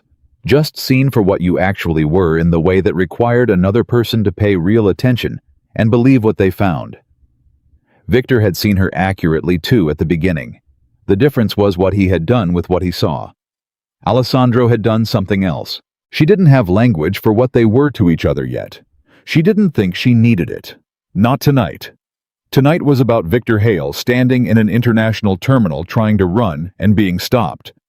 Tonight was about 47 photographs, and Patricia So, and a woman who had kept writing to herself in the dark until the morning arrived. Tonight was about the morning always eventually arriving.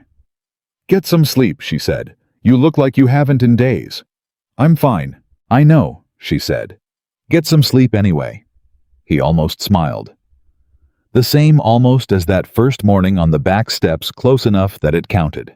She went to her room and lay down, and this time she didn't spend the dark time processing or planning or managing her own fear.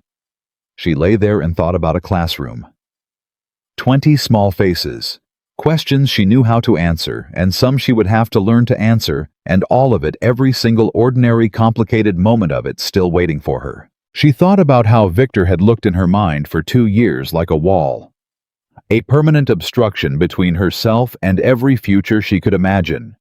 And she thought about how a wall, when you actually put your hands on it, can turn out to be something you can move through. She thought about a door coming off its frame.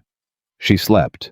3 weeks after Victor Hale was taken off a plane at O'Hare International with a second passport in his jacket and $800,000 in fraudulent debt. Attached to his name, Amelia Brooks enrolled herself in the 2 remaining courses she needed for her teaching certificate. She made the call herself. Sitting at the small desk in her room at the estate with the door closed and her hands steady and nobody in the room but her. The woman at the registrar's office explained the re-enrollment process in the patient, slightly rehearsed tone of someone who handled returning students regularly, and Amelia answered every question clearly and wrote down every deadline. And when she hung up, she sat for a moment with both hands in her lap and did not cry and did not celebrate. She just breathed in and breathed out and let it be real. 3 more courses had become 2. Time had moved without her, but not as much as she'd feared. She told Elena at breakfast. Elena set down her coffee cup and said simply, "Good," in the tone that Elena reserved for things that were not simple at all, but that she understood required understatement in order to honor them correctly. She told Alessandro that evening.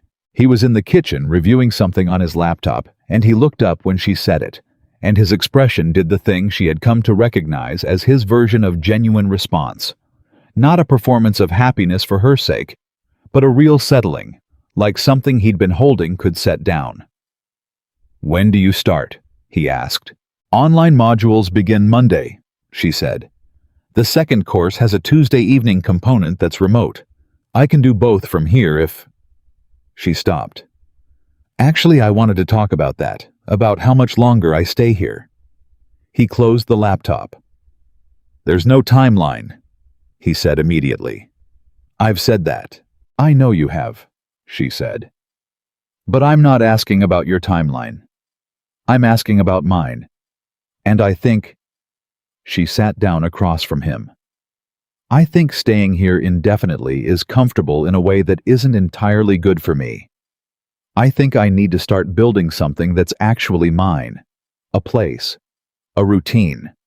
Something I constructed." He looked at her carefully. "Where would you go?" "Patricia has contacts at a women's legal advocacy organization," she said. "They have transitional housing for women in exactly my situation. Safe documented off Victor's radar. I'd have my own space. I could start the courses, see my mother start working with Patricia on the trial preparation without having to travel." "The trial is 8 months out," he said. "You'd be there for 8 months minimum." "I know." "And after the trial?" She looked at him. The question landed differently than it would have a week ago. She was beginning to understand what lived underneath Alessandro Moretti's careful, practical questions. The thing he wasn't saying directly, the thing neither of them had said directly since the kitchen table at midnight on the first night. "I don't know yet," she said honestly. "I know I need to build something of my own before I can answer that." "That's a reasonable answer," he said. "I know it's not the one you were hoping for." He was quiet for a beat. "I think," he said carefully, "that it is exactly the right answer. And I think I knew that before you said it. And I think the reason I asked the question was—" He paused. "Less strategic than I'd like to pretend." She smiled, small and real. "I'll still be in Chicago," she said. "I know. And you'll still be in Chicago." "Yes." She looked at him for a moment. "Alessandro, whatever this is between us, I know what it isn't. It isn't rescue. I need you to know I know that." He met her eyes. "What is it?" "Two people who recognize something in each other," she said. "That's as far as I can name it right now. But it's real. And I'm not walking away from it. I'm just—" She searched for it. "I'm building the floor first, before I put anything else on it."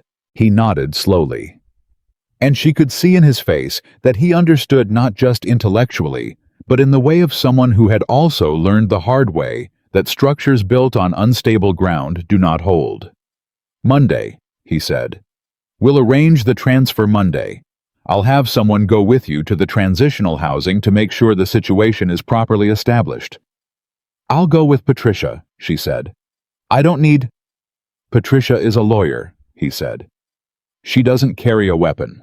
Amelia looked at him. "For the first 2 weeks," he said, "while the trial preparation is active and Victor's location is still being monitored. After that, your call." She considered this. 2 weeks, she said. 2 weeks. "And then my call." "And then your call," he said. She pushed back her chair and stood up. "Okay," she said. "I'm going to pack." "You have 4 days." "I know," she said. "I'm a thorough packer." She walked out of the kitchen and heard behind her a sound she had not heard from Alessandro Moretti in the 3 weeks she had known him. He laughed, quietly, briefly, almost to himself. She did not turn around, but she was smiling when she reached her room. The transitional housing was on the north side of the city, in a building that announced nothing about itself from the outside, which was the point. Patricia had explained that the organization founded by a woman named Grace Tanner, who had spent 15 years as a family court judge, before she decided that preventing the cases was more important than adjudicating them, operated on the principle that safety required invisibility, and that invisibility required a complete absence of markers. Amelia moved in on a Monday morning in early March. Her room was smaller than what she'd had at the estate. The furniture was functional and slightly mismatched in the way of donated things assembled from different sources with different histories. There was a narrow window, a bed, a desk that wobbled slightly on one leg, and a bookshelf that was 2/3 empty. She stood in the middle of it and felt something she hadn't expected. Relief. Not the relief of the estate, which had been the relief of safety, of finally being protected. This was different. This was the relief of a space that had no history with her. No memories embedded in the walls. Nothing that had witnessed anything. She could be anyone here. She could build anything here from scratch, from zero, starting with whatever she decided was first. She unpacked her bag, which was not large. The clothes Elena had given her, the few things she'd accumulated over 3 weeks. The crumpled, then carefully folded letter, which she smoothed out one more time and put on the desk where she could see it. She enrolled in her course portal and completed the first 2 modules that afternoon. She called her mother at 5 o'clock. Diane answered on the first ring, and her voice had something in it that had been missing for 2 years, a kind of alertness and engagement. She had spoken to Patricia last week at Amelia's arrangement. She understood now fully what had been happening. And the understanding, as painful as it was, had done something to clear the fog that Victor's careful management of her had created. "I went through everything I could find," Diane said without preamble. "Every card he sent me, every conversation I wrote down, every time he said something about you that seemed kind but wasn't. I have 5 pages. She paused. "Patricia said documentation of pattern behavior is useful." Amelia sat down on her bed. "Mom," she said. "I'm not helpless," Diane said. "I may have been sick and I may not have seen clearly, but I'm not helpless. Give me something to do and I will do it." Amelia pressed her hand to her mouth for a moment. "Patricia will call you Wednesday," she said when she could speak evenly. "She'll tell you exactly what's useful." "Good," Diane said. Then softer, "Are you somewhere safe?" "Yes," Amelia said. "I'm somewhere that's mine. That's even better." Bad. The first session with the therapist was on a Thursday. Her name was Dr. Sandra Okafor, and she had been recommended by the organization, and she had an office that was warm without being cluttered, and a way of sitting that communicated she was genuinely listening rather than waiting for her turn to construct an interpretation. Amelia had agreed to go primarily because Patricia and Elena had each mentioned it in slightly different ways on slightly different days, which she recognized as coordination and which she decided to accept gracefully rather than resist. She sat down. Dr. Okafor said, "What would you like to work on?" Amelia had expected something more clinical. An intake process, a form of history, a series of boxes to check. She looked at the therapist. "I want to understand why it took me 22 months to take the first photograph," she said. "I keep thinking about that. The gap between when I understood what was happening and when I started documenting it. What was in that gap? What it cost me?" Dr. Okafor nodded slowly. "That's a very specific question," she said. "I'm a specific person," Amelia said. "Yes," Dr. Okafor said. "I can see that." She leaned forward slightly. "Tell me about the first time you understood." Amelia told her. She came back the following Thursday, and the one after that. The sessions were not like anything she had expected.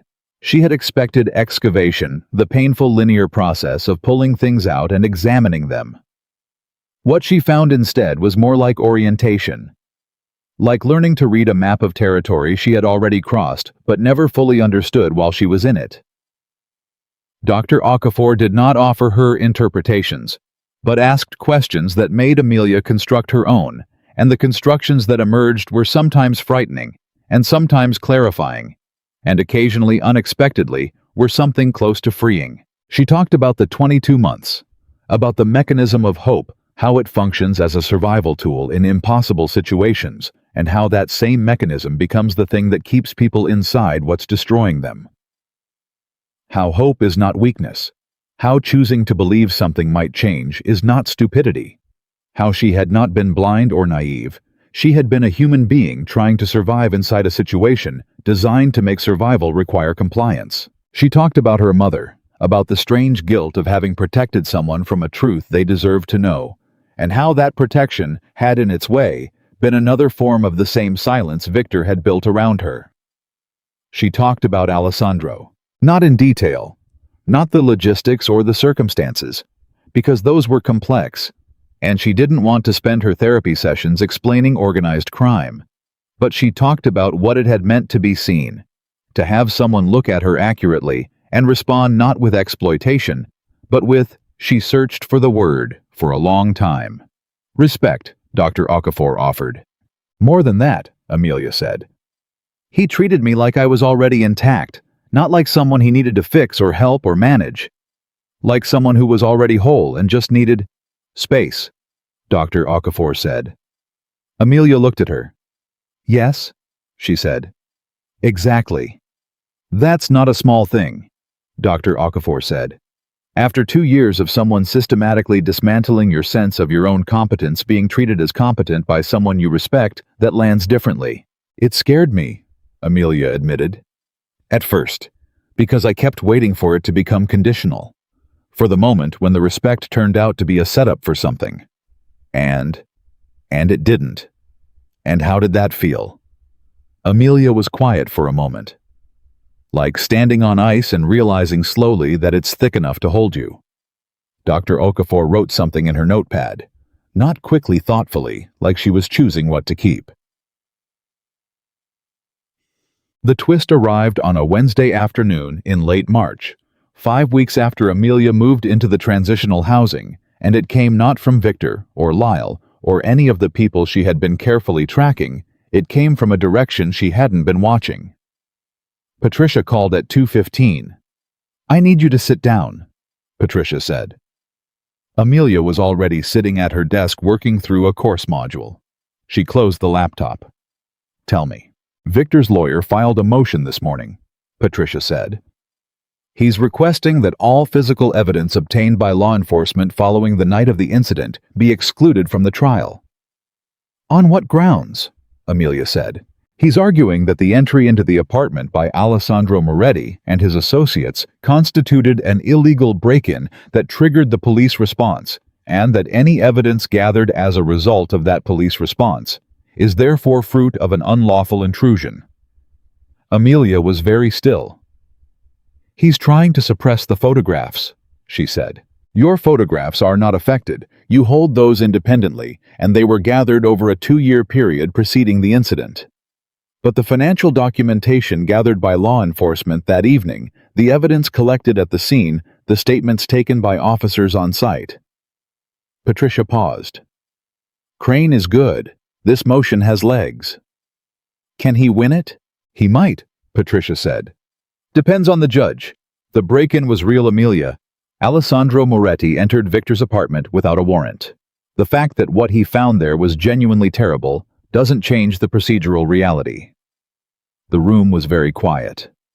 If the motion succeeds, Amelia said slowly, what's left? Your testimony, Patricia said. Your photographs. Your mother's documentation of Victor's pattern of behavior toward her. Medical records we can subpoena from your former physicians. I've been building that list, and there are at least 3 visits in the marriage window where you presented with injuries that don't match the stated cause. A pause. And me. I'm very good at what I do.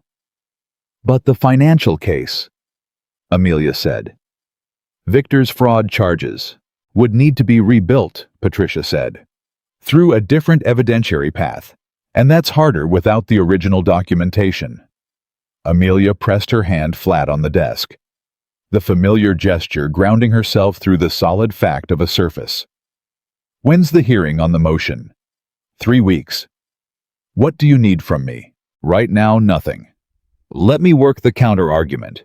You focus on your courses. You stay steady. The worst thing you can do right now is let this feel like the beginning of defeat, because it isn't. I know, Amelia said. I mean it. Patricia, Amelia said. I know. I'll let you work. Call me when you need me. She hung up. She sat at her desk for a moment. Then she picked up the phone again and called Alessandro. He answered on the second ring. I already heard, he said. Patricia called me first. She called you first. She wanted to know if I'd be willing to submit a voluntary statement acknowledging the entry and its circumstances, he said, removing the question of unlawful intrusion by acknowledging it directly and providing the full context of why I was there. Can you do that without exposing? The statement can be constructed carefully, he said. I've done it before. The relevant facts are, I went to Victor's apartment because of his debt obligations. What I found when I arrived constituted an active criminal situation that superseded the original purpose of my visit. The entry was not law enforcement entry, it was private citizen entry in response to what I observed.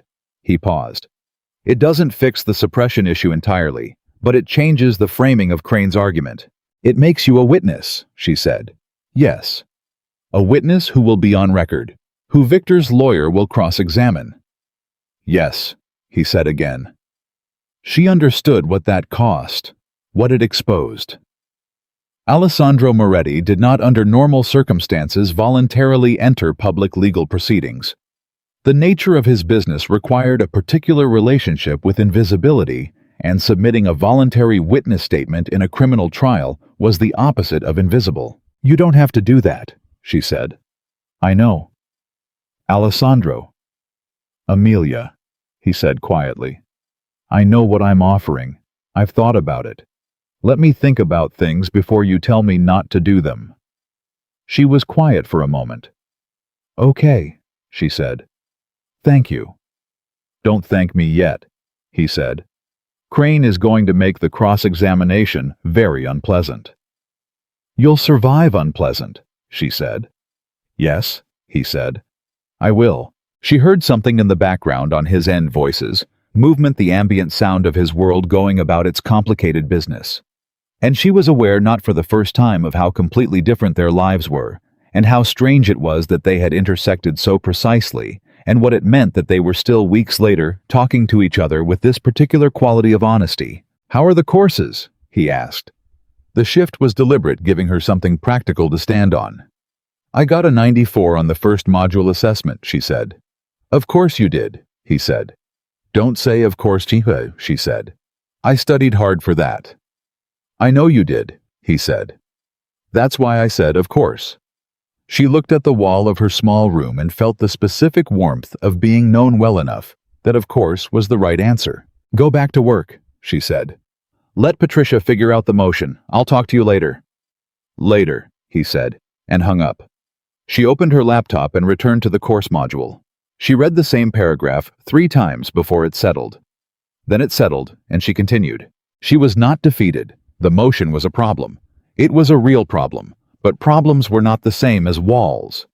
And walls were not permanent, and she had learned at considerable personal cost that the difference between being trapped and being temporarily blocked was almost entirely a matter of what you believed about your own next move.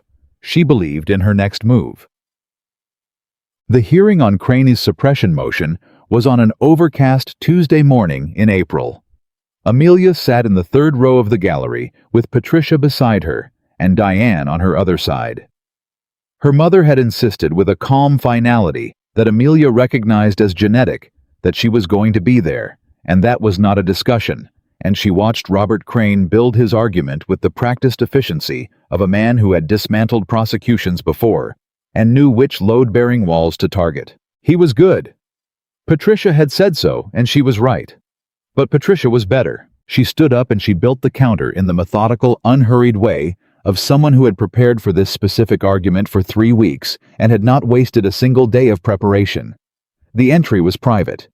The entry was documented by Alessandro Moretti's voluntary statement, which Patricia entered into the record acknowledging full context and circumstances.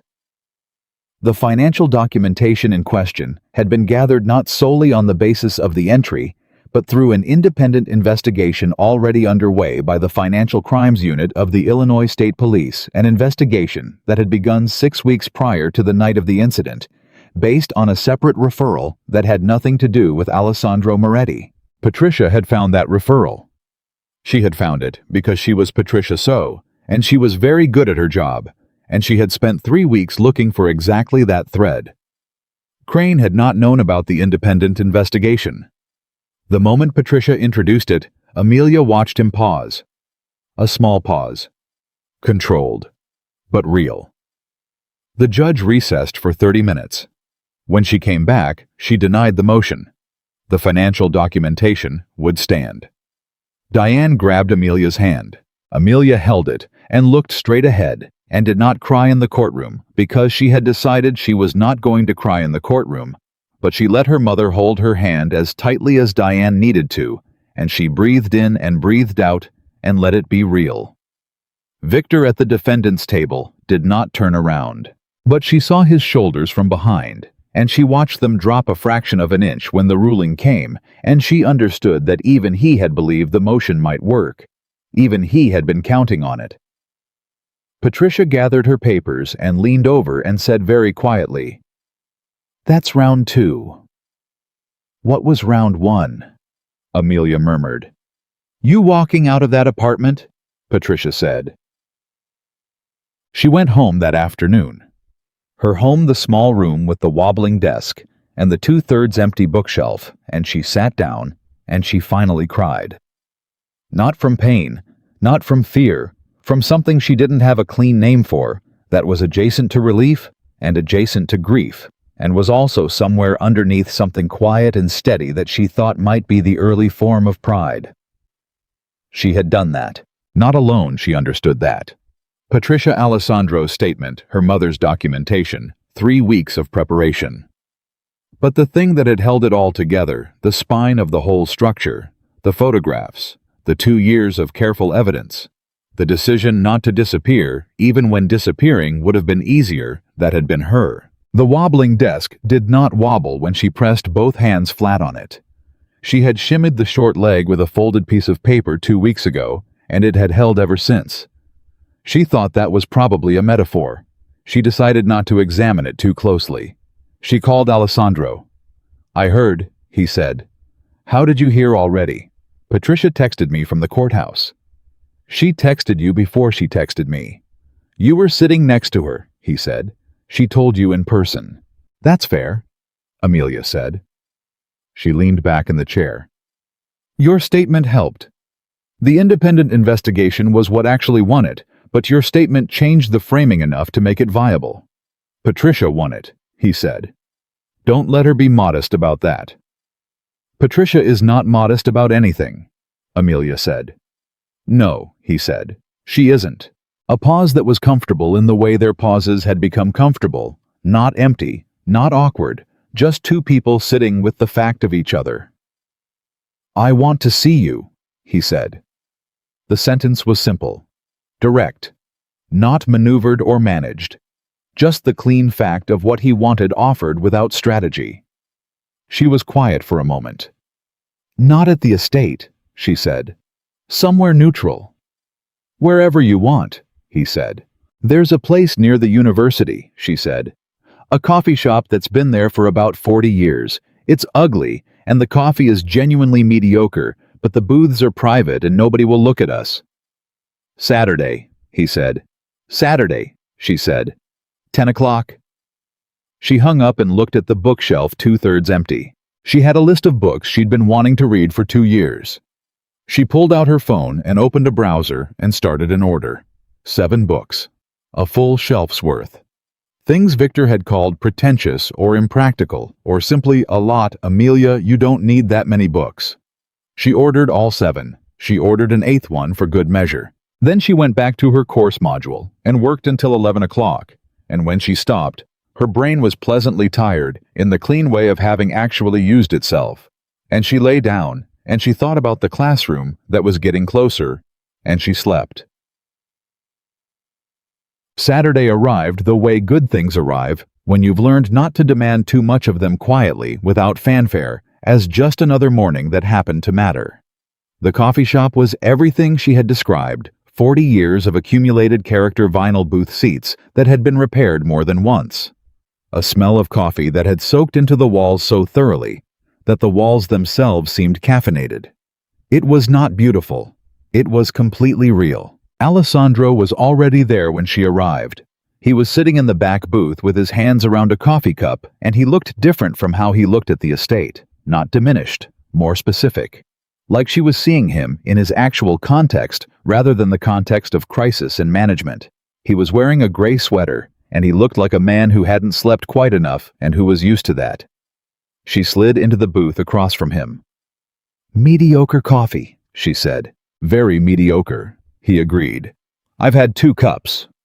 She ordered a 3rd cup for herself from the passing server, who did not make eye contact, and did not linger, which was exactly the correct behavior for this conversation.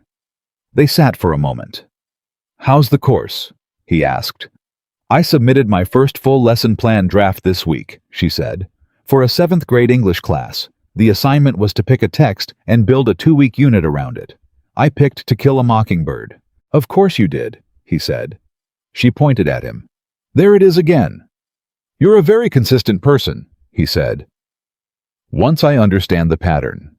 "I have patterns." "Amelia," he said with something that was close enough to dry that she decided to count it. "You had 2 years of evidence. You had a cloud backup. You had a second email account. You had $412 and a specific bus destination. You don't do things without a framework." She looked at him. "Is that a criticism?" "It's an observation," he said, using her word back at her deliberately. She smiled. He held her gaze across the mediocre coffee, and something settled between them that had been in the process of settling for weeks, not snapping into place, not arriving dramatically, but finishing a slow fall that had started on a Tuesday night in a lobby when a man had kept his eyes on her face. "I need to tell you something," she said. "Okay, I've been thinking about what you said, about not being a good man in any simple sense." She wrapped her hands around her cup. "I've been thinking about that framing, and I think it's a frame you constructed when you were very young and that you've maintained because it's useful, because it manages other people's expectations and it manages your own proximity to something that could hurt you." He was very still. "And I think," she continued, "that it's also partially true in the way that things we tell ourselves are usually partially true. You've made decisions that caused damage. That's real. But I've watched you make decisions for the past 6 weeks, and the pattern I see..." She paused. "Your pattern is protection. That's what you built your whole life around, and somewhere you decided that the person who does the protecting doesn't get to also be protected, doesn't get to also need things." The coffee shop was quiet around them. "That's a very specific observation," he said. "I'm a specific person," she said. He looked at his coffee cup. A long moment. "My mother used to say," he said slowly, "that I was always more comfortable on the wall than inside the room." He paused. "She meant it as a gentle criticism, that I managed things from a distance, that I never quite..." He stopped. She was right. It's easier to protect something when you're not inside it. You can see the whole perimeter. "But you can't feel the heat," Amelia said. He looked up. "From outside the room," she said, "you can see the whole perimeter, but you don't feel the heat of the fire." A long, full silence. "I'm not asking you to change how you operate," she said. "I'm not asking for anything specific right now. I just..." She met his eyes. "I wanted you to know that I see it. That I see what you built, and why you built it, and that from where I'm sitting on the other side of 2 years of someone using closeness as a weapon..." She paused. "You being careful doesn't frighten me. It makes sense, and I think my being careful makes sense to you." "Yes," he said quietly. "So we're 2 careful people," she said. "Having mediocre coffee." The almost smile arrived. This time it made it all the way. "The coffee really is terrible," he said. "I told you," she said. He reached across the table, not to grab her hand, to set his palm down near it close enough that she could feel the warmth, not so close that she had to respond to it. Offering. Waiting. She looked at his hand. She set hers next to it, close but not quite touching, in the same careful grammar. 2 people at a table who had both learned what damage felt like from the inside. 2 people with complicated histories and clear eyes, and the patience that comes from having survived things. 2 people who understood instinctively and exactly what it meant to offer something without grasping. Not touching yet, but close enough. And that, small as it was, incomplete as it was the truest beginning of anything real they had yet allowed themselves. The server came and refilled both their cups without being asked. They sat in the ugly booth in the 40-year-old coffee shop and talked for 3 hours about everything and nothing: her lesson plan, his book collection, her mother's 5 pages of documentation, a restaurant in the West Loop. He thought she might like the specific satisfaction of a course module going well, the strange particular freedom of an ordinary Saturday with nowhere urgent to be. 3 hours. Not a crisis, not a rescue, not a negotiation. Just two people learning the texture of each other's ordinary days, and it was the most radical thing either of them had done in a very long time. The trial date was set for the second week of October. Amelia knew the date 6 months in advance, and she did something deliberate with that knowledge. She refused to let it become the center of gravity, around which everything else orbited.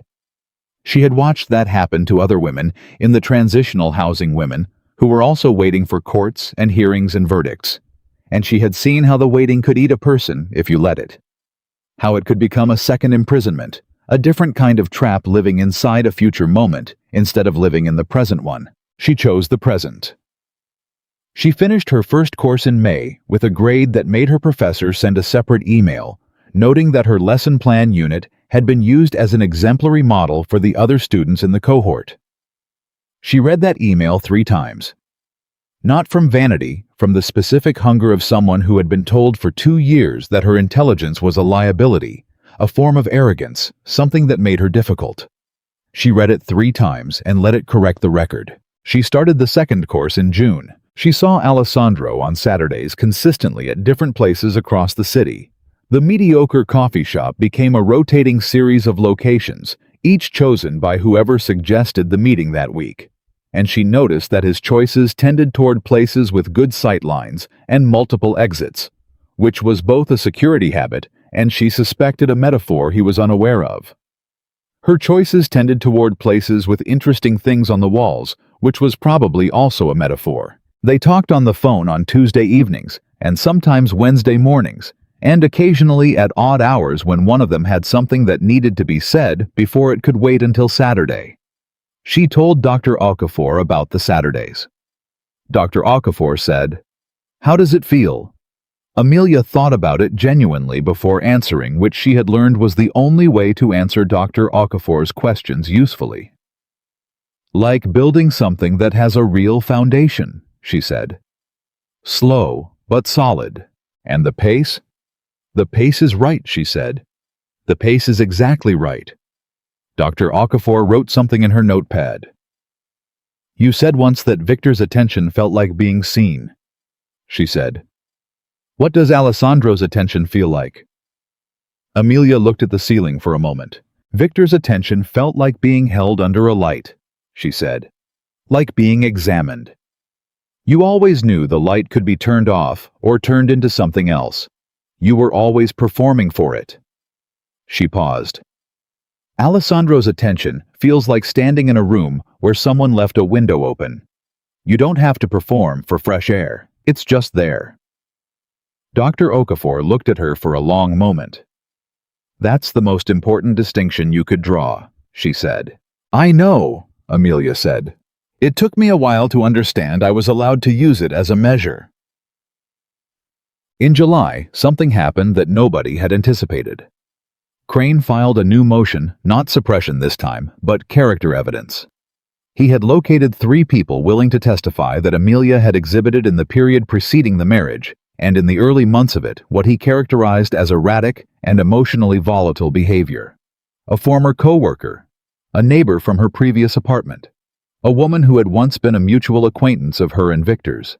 Patricia called on a Thursday evening, which was not her usual time for calls, and Amelia knew before she answered that it was not good news. "Tell me," Amelia said. Patricia told her. Amelia sat with it for a moment. "The former co-worker," she said. "That would be Dana Fredericks. She and I had a conflict in my 3rd year at the company over a project credit that Victor encouraged me to pursue aggressively. He told me I was being overlooked and that I needed to push back. I pushed back harder than the situation warranted, and it damaged the relationship." She paused. "Victor suggested the approach. I executed it. And then, 6 months later, when I was more isolated and more dependent, he reminded me of the conflict as evidence that I didn't handle professional relationships well." Patricia was quiet for a moment. "He manufactured the incident," she said. "And then used it against me internally," Amelia said. "And now his lawyer is using it against me in court." The neighbor, I don't know the neighbor well. Third floor we spoke occasionally. Victor was always extremely charming with the neighbors. If he spoke to her at any point during the marriage, she stopped. He would have planted something. He was very good at planting things, small comments, concerns, nothing you could challenge directly. And the mutual acquaintance? I don't know which one, Amelia said. But the same logic applies. He built the narrative before he needed it. He spent 2 years building a version of me that he could use when the time came. She pressed her hand flat on the desk. How do we counter it? We call our own character witnesses, Patricia said. Your mother. Your former professor from the night courses. I spoke to him last month, and he's willing to testify to your academic character and consistency over 4 years. The doctor who treated you at the estate, whose records now form part of the medical evidence file. She paused. And I want to call Elena. Amelia went still. Elena Vasquez has been Alessandro Moretti's household manager for 11 years, Patricia said. She is a woman of 63 with no criminal record and a significant community presence on the north side. She is not connected to his operations in any documented way, and she spent 3 weeks in direct daily contact with you during the initial recovery period. A pause. A jury will believe Elena? Does Alessandro know you're asking her? I called him first, Patricia said. He said it was Elena's decision. And, Elena said, and I'm quoting directly here, schedule me for whenever you need me. I have nothing else going on that matters. Amelia closed her eyes for a moment. Okay, she said. What else? I want you to consider testifying, Patricia said. I've been building the case to work without your direct testimony because it protects you from cross-examination. But the character evidence Crane is bringing changes the calculus. The most effective counter to 3 people describing an unstable woman is the woman herself standing in front of a jury and being exactly who she is. The room was very quiet. Crane will be brutal on cross, Patricia said. You need to understand that. He will try to reconstruct the narrative Victor built. He will ask about the incident with the coworker, about your financial dependence, about the circumstances of you leaving the apartment that night, how you left, with whom, where you went. He will try to make every choice you made look like either instability or collusion. I know, Amelia said. I need to know that you can sit in that chair and answer his questions without losing yourself. Patricia, Amelia said. I sat across from Victor Hale for 2 years and managed my responses with enough precision to keep myself alive. I think I can manage Robert Crane. A silence. Yes, Patricia said. I think you can too. I just needed to hear you say it. Schedule the prep sessions, Amelia said. I'll be there. She hung up. She sat at her desk in the quiet room. Outside, the city was doing what it always did, ongoing, indifferent, enormous. She had found over the months that the city's indifference was not alienating. It was clarifying. 731 days she had spent inside the compressed universe of Victor's apartment, where everything, every sound, every purchase, every exhale was monitored and interpreted and used. Out here in the city's vast, uninterested hum, she was just a person. Nobody was tracking her coffee consumption, or the length of her phone calls, or which way she held her fork. She could be enormous out here. She could take up all the space she actually required. She called Alessandro. He answered on the first ring, which was unusual. He usually answered on the second. She had noticed this because she noticed things. You heard about the character witnesses, she said. Patricia called me after she called you, he said. I know. I'm going to testify, she said. A pause. I know that too. You're not going to try to talk me out of it. No, he said simply. Most people would tell me it's too risky. Most people, he said, haven't watched you do what you've done for the past 6 months. He paused. I've seen you walk toward every difficult thing without flinching. Not without fear. I'm not saying you're not afraid. But you don't let the fear make the decision. You make the decision, and then you carry it. Another pause. Crane doesn't know who he's going to have sitting across from him. She felt something warm move through her chest. Not comfort exactly. Confirmation. "Thank you," she said. "Don't thank me," he said. "Just sleep. You have prep sessions starting Monday." "I know," she said. "Alessandro." "Yes." She held the phone for a moment. There were things she had been measuring for months, calibrating, building toward. Things she had not said because the floor was not fully laid, because she had been building it board by board, and she could feel it solidifying under her feet with every week that passed, but she had been waiting until she was certain. She thought she might be certain now. "Nothing," she said. "I'll talk to you Saturday." "Saturday," he said. She set the phone down and looked at the bookshelf. 8 books fully read. A 9th one she was halfway through. The shelf was almost full. She had filled it herself, one at a time. The witness preparation sessions with Patricia were 6 days of the most demanding work Amelia had done since she started hiding money in a spine of an old novel. Patricia was not gentle in the prep room. She was precise and relentless, and asked every question Crane was going to ask in the order he was going to ask them, with the same quiet surgical tone he would use. She asked about the apartment, about the money, about Tuesday night, how Amelia had come to be on the floor, what she had said, why she had left with Alessandro Moretti, a man she had not previously known.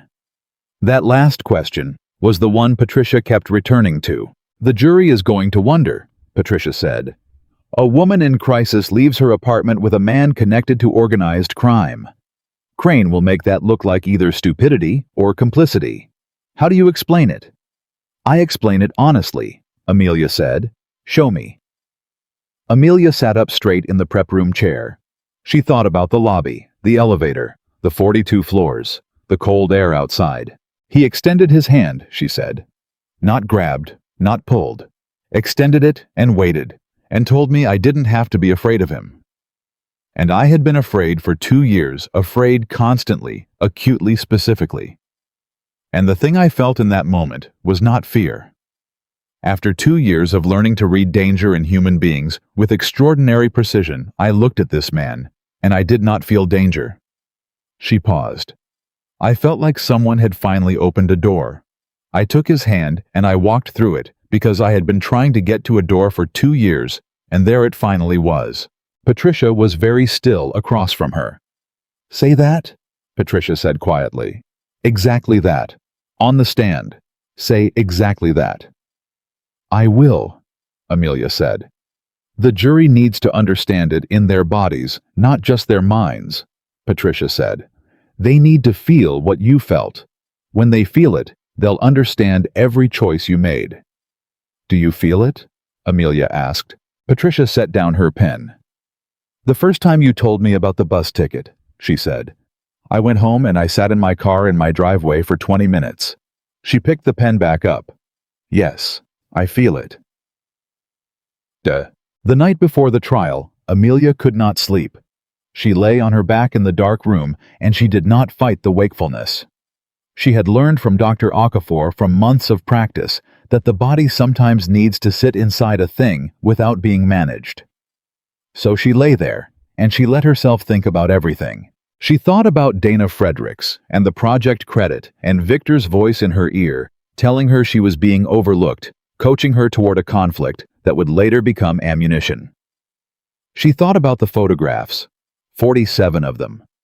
2 years of dated evidence that she had gathered alone in secret, in the specific quiet that exists after someone who hurts you has gone to sleep. She thought about $412 in the spine of a book. She thought about a bus ticket to Columbus and a woman named Carol who had pressed her hand. She thought about a door coming off its frame. She got up at 5 in the morning before the alarm, and she made coffee, and she sat at her desk, and she took the letter out of its place. She had refolded it over the months until the paper was soft along the crease lines worn with handling, but the words were still there, and she read it one more time. "You are not what he says you are. You are still a person. You are still worth something." She folded it. She put it in the inside pocket of the jacket she was going to wear to court, close to her chest. She texted Alessandro at 5:23 in the morning. Can't sleep. Thinking about tomorrow. He replied in 4 minutes, which meant he had also been awake. That's appropriate. How are you? She thought about how to answer. Ready? She typed. Actually ready. Not performing ready. His response took a moment. I know, he wrote. I've known for a while. Go make more coffee. I'll see you tomorrow. She looked at the message for a long time. Then she made more coffee. The courtroom was the most public space Amelia had been in since she left the apartment. She had forgotten in the months of the small world of the transitional housing and Saturday coffee shops and therapy sessions and course modules what it felt like to be in a room specifically designed to examine you. The gallery was not full. This was not a case with news cameras, which Patricia had engineered deliberately, but there were enough people that the room had weight. Diane was in the front row of the gallery with her 5 pages of documentation in a folder on her lap, and she caught Amelia's eye when Amelia walked in and gave her a look that was the distillation of 30 years of motherhood into a single expression, I see you. You are not alone. Go. Amelia went. Victor was already at the defendant's table when she entered. She had not seen him since the apartment. 7 months. He looked the same in every technical sense, the same posture, the same quality of clothes, the same careful grooming. But something in him had shifted in a way she could feel across the room. The absolute confidence, the certainty of his own untouchability was not fully present. It was performed like everything about him, but the performance had a gap in it that hadn't been there before. He looked at her when she came in. She looked back at him. She did not look away first. Neither she noticed, did he? But what she saw in his eyes in that moment was not the cold assessment she had spent 2 years managing. It was something else, something smaller. She had enough experience reading him to know what it was. He was afraid. Good, she thought. Let him be afraid. Let him understand that the calculation he had run acquire this woman, use her, discard her, had produced an outcome he had not modeled. Let him sit with the fact that the woman he had spent 2 years shrinking had spent 7 months building something he could not dismantle with a lawyer and emotion. She sat down beside Patricia, and she did not look at Victor again. The prosecution opened. Patricia was methodical, clear, devastating in her specificity. She walked the jury through the financial crimes with the patience of a teacher who respects her students' intelligence. She introduced the photographs through the forensic documentation process, dated, authenticated, undeniable. She played it all at a pace that gave the jury time to absorb what they were seeing. Crane opened for the defense with the argument Patricia had predicted a troubled marriage, mutual conflict, a wife whose instability had been a source of ongoing difficulty, a man whose business dealings had been unfortunately entangled with elements outside his knowledge, a situation that had been mischaracterized by parties with their own motivations. He said it well. He was very good, but Amelia sat through it, and she watched the jury, and she watched their faces, and she thought they're listening, but they're also measuring. They're looking at Victor, and they're looking at Patricia's photographs, and they're measuring. She was going to give them something definitive to measure against. Her testimony began on the 3rd day. She walked to the stand, and she sat down, and she looked at Patricia, who was standing at the far side of the courtroom, and Patricia gave her one small nod that meant you have everything you need. Use it. Patricia's direct examination took most of the morning. Amelia told the story, not the version Victor had built, not the version she had told herself on the bad nights, but the actual story assembled from evidence and memory and the clarity that 7 months of therapy and hard work had given her.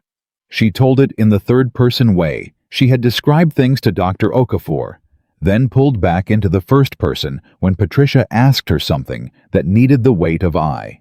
She was precise. She was specific.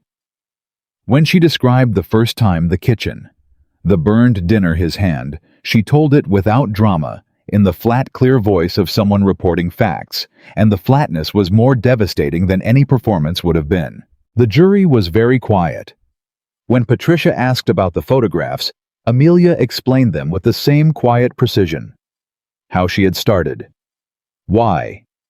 The understanding she had reached slowly, that what was happening was not normal conflict, and was not her fault, and was not going to stop, and that if she left without proof, she would not be believed. "Why did you believe you wouldn't be believed?" Patricia asked. Amelia looked at her. "Because he had spent 14 months building a story about who I was. To my friends, to my mother, to our neighbors. And that story made me unreliable, difficult, emotional." She paused. "I understood that when I finally left, that story was going to be the first thing people heard. I needed something that the story couldn't erase. And so you gathered evidence." "For 22 months," she said. "Alone, without legal guidance or support." "Why 22 months?" Patricia asked. "If you understood what was happening, why did you stay?" The courtroom was so quiet that Amelia could hear someone shift in their seat 3 rows back. "Because," she said, "leaving safely requires more than a decision. It requires resources, planning a destination, a way to make that destination survivable once you arrive. I had no money that I could access. I had no friends he hadn't influenced. My mother was sick and partially dependent on his financial support, and I was terrified of what would happen to her if I left, and he decided to retaliate through her." She paused. "And I was afraid. I was afraid in a way that anyone who has not lived inside that kind of fear cannot fully imagine. Not the fear of a specific moment, but the chronic, constant fear of someone who knows the terrain of a violent person's moods and knows what happens when you miscalculate." She looked at the jury directly. "I was not weak," she said. "I was doing the most rational thing available to me, which was surviving long enough to build what I needed to leave safely." She paused. "It took 22 months, and I am here." Crane's cross-examination began after lunch. He started with the coworker incident. He was smooth about it, not accusatory from the first question, but building the way you build a structure piece by piece. "Ms. Brooks, you mentioned your employment at Harrington Associates. You resigned from that position." "I resigned at my husband's request, yes. Prior to your resignation, there was a conflict with a colleague, Dana Fredericks." "There was a conflict, yes. You've characterized your husband as having encouraged that conflict. He coached me toward an aggressive response to what he described as professional mistreatment." "That was your characterization," Crane said smoothly. "Ms. Fredericks described the incident as unprovoked and distressing." "I'm sure she did," Amelia said. "She didn't know why I behaved the way I did." "Is it possible that you behaved that way because of your own volatility, rather than your husband's influence?" "It's possible to argue that," Amelia said.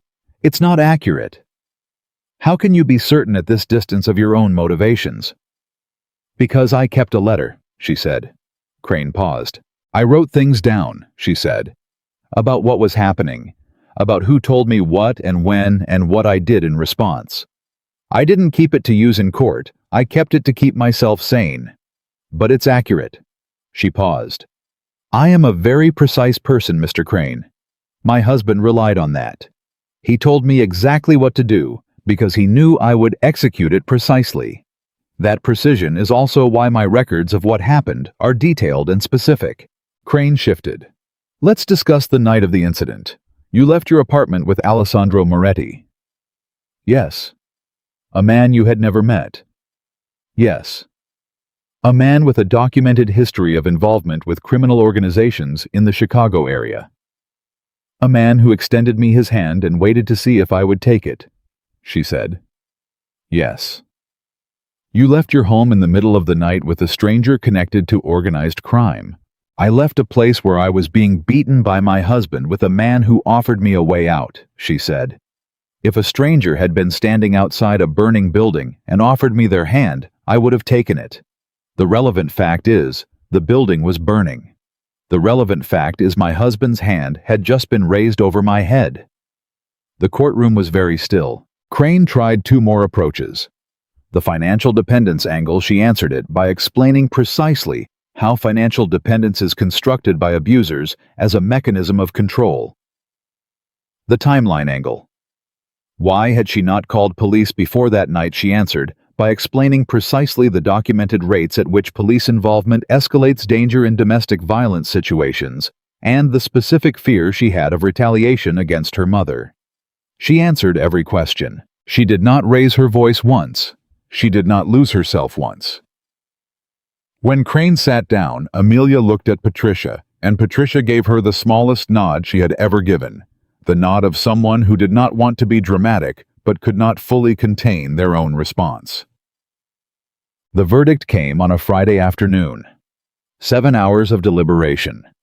7 hours during which Amelia sat in a conference room with Patricia and Diane and Elena, who had arrived at 8 in the morning in a gray coat and earrings that suggested she treated court appearances as formal occasions, and who had testified that morning with the calm authority of a woman who had been underestimated so often that it no longer registered. Elena's testimony had been simple and devastating. She described what she saw when Amelia arrived at the estate. She described the examination, the bruising, the older injuries the doctor had found.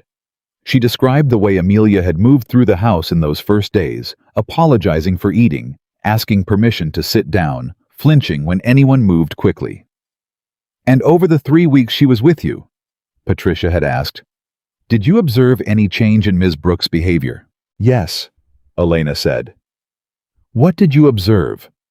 "She stopped apologizing," Elena said. "For everything. For needing things. For taking up space. She stopped doing that." A pause. That is not a small thing. For someone who has been systematically taught that their own needs are impositions to stop apologizing for having them, that is not a small thing at all. The jury had watched Elena say it. Now Amelia sat in the conference room and waited and ate none of the food that kept appearing on the table, and Diane held her hand, and Elena read a magazine she had brought from her bag, and Patricia answered emails with the focused efficiency of someone who had learned not to sit inside waiting. At 3:47 in the afternoon, the clerk called them back. Guilty. 3 counts of aggravated domestic battery. 2 counts of financial fraud. 1 count of attempted flight to avoid prosecution. Victor Hale stood at the defendant's table and received the verdict with the still face of someone who has run out of performances. The mask that had worked for so long, charming, reasonable, concerned, was gone. What was underneath it was smaller than Amelia had expected. Not monstrous, just small. She had been afraid of something small for 2 years. Diane made a sound beside her. Not a sob, something compressed and released like the sound a person makes when they have been holding something for a very long time and finally put it down. Amelia did not make a sound. She sat very still, and she felt the verdict move through her, not as triumph, not as relief exactly, but as a kind of completion. The closing of a loop. The sentence that finishes the paragraph. Patricia squeezed her arm. "God." Outside the courthouse, the October air was sharp and cold. Exactly the kind of cold that reminds you that your body is alive and functional and registering the temperature of the world. Amelia stood on the steps with Diane on one side and Elena on the other, and Patricia was already on her phone with her next case, because Patricia did not pause, and the city moved around them, the way it always did, enormous and indifferent and full. Alessandro was at the bottom of the steps. He had not been in the courtroom they had agreed on, that for reasons that were both practical and personal, and she had not asked him to be there because she had not needed him there. She had needed to do this herself. To stand in that room as herself, representing herself, carrying her own case. But here, after here, was different. He was standing with his hands in his pockets, which was how he stood when he was trying to look casual, and was not quite succeeding, and when she came down the steps, he looked at her with that fully present attention that had nothing of performance in it. "Well," he said. "Guilty," she said. "All 6 counts." He held her gaze. And what she saw in his face was not relief for himself, not satisfaction in any strategic sense. It was something that looked from the outside exactly like what it was, a man who was genuinely simply glad for another person. Glad in the clean way. Without agenda. "Good," he said. "Yes," she said.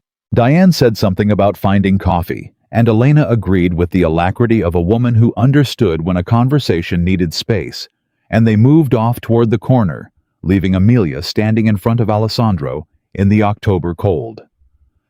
"Come here," he said. She stepped toward him, and he put his arms around her. Not dramatically, not in a way that required anything from her, just held her steadily, the way you hold something that has just survived something difficult. And she put her head against his shoulder, and she felt under her cheek the actual warmth of a person who had chosen to be there. They stood like that for a moment. Just that. "I have something to tell you," she said. "Okay." She stepped back enough to look at him.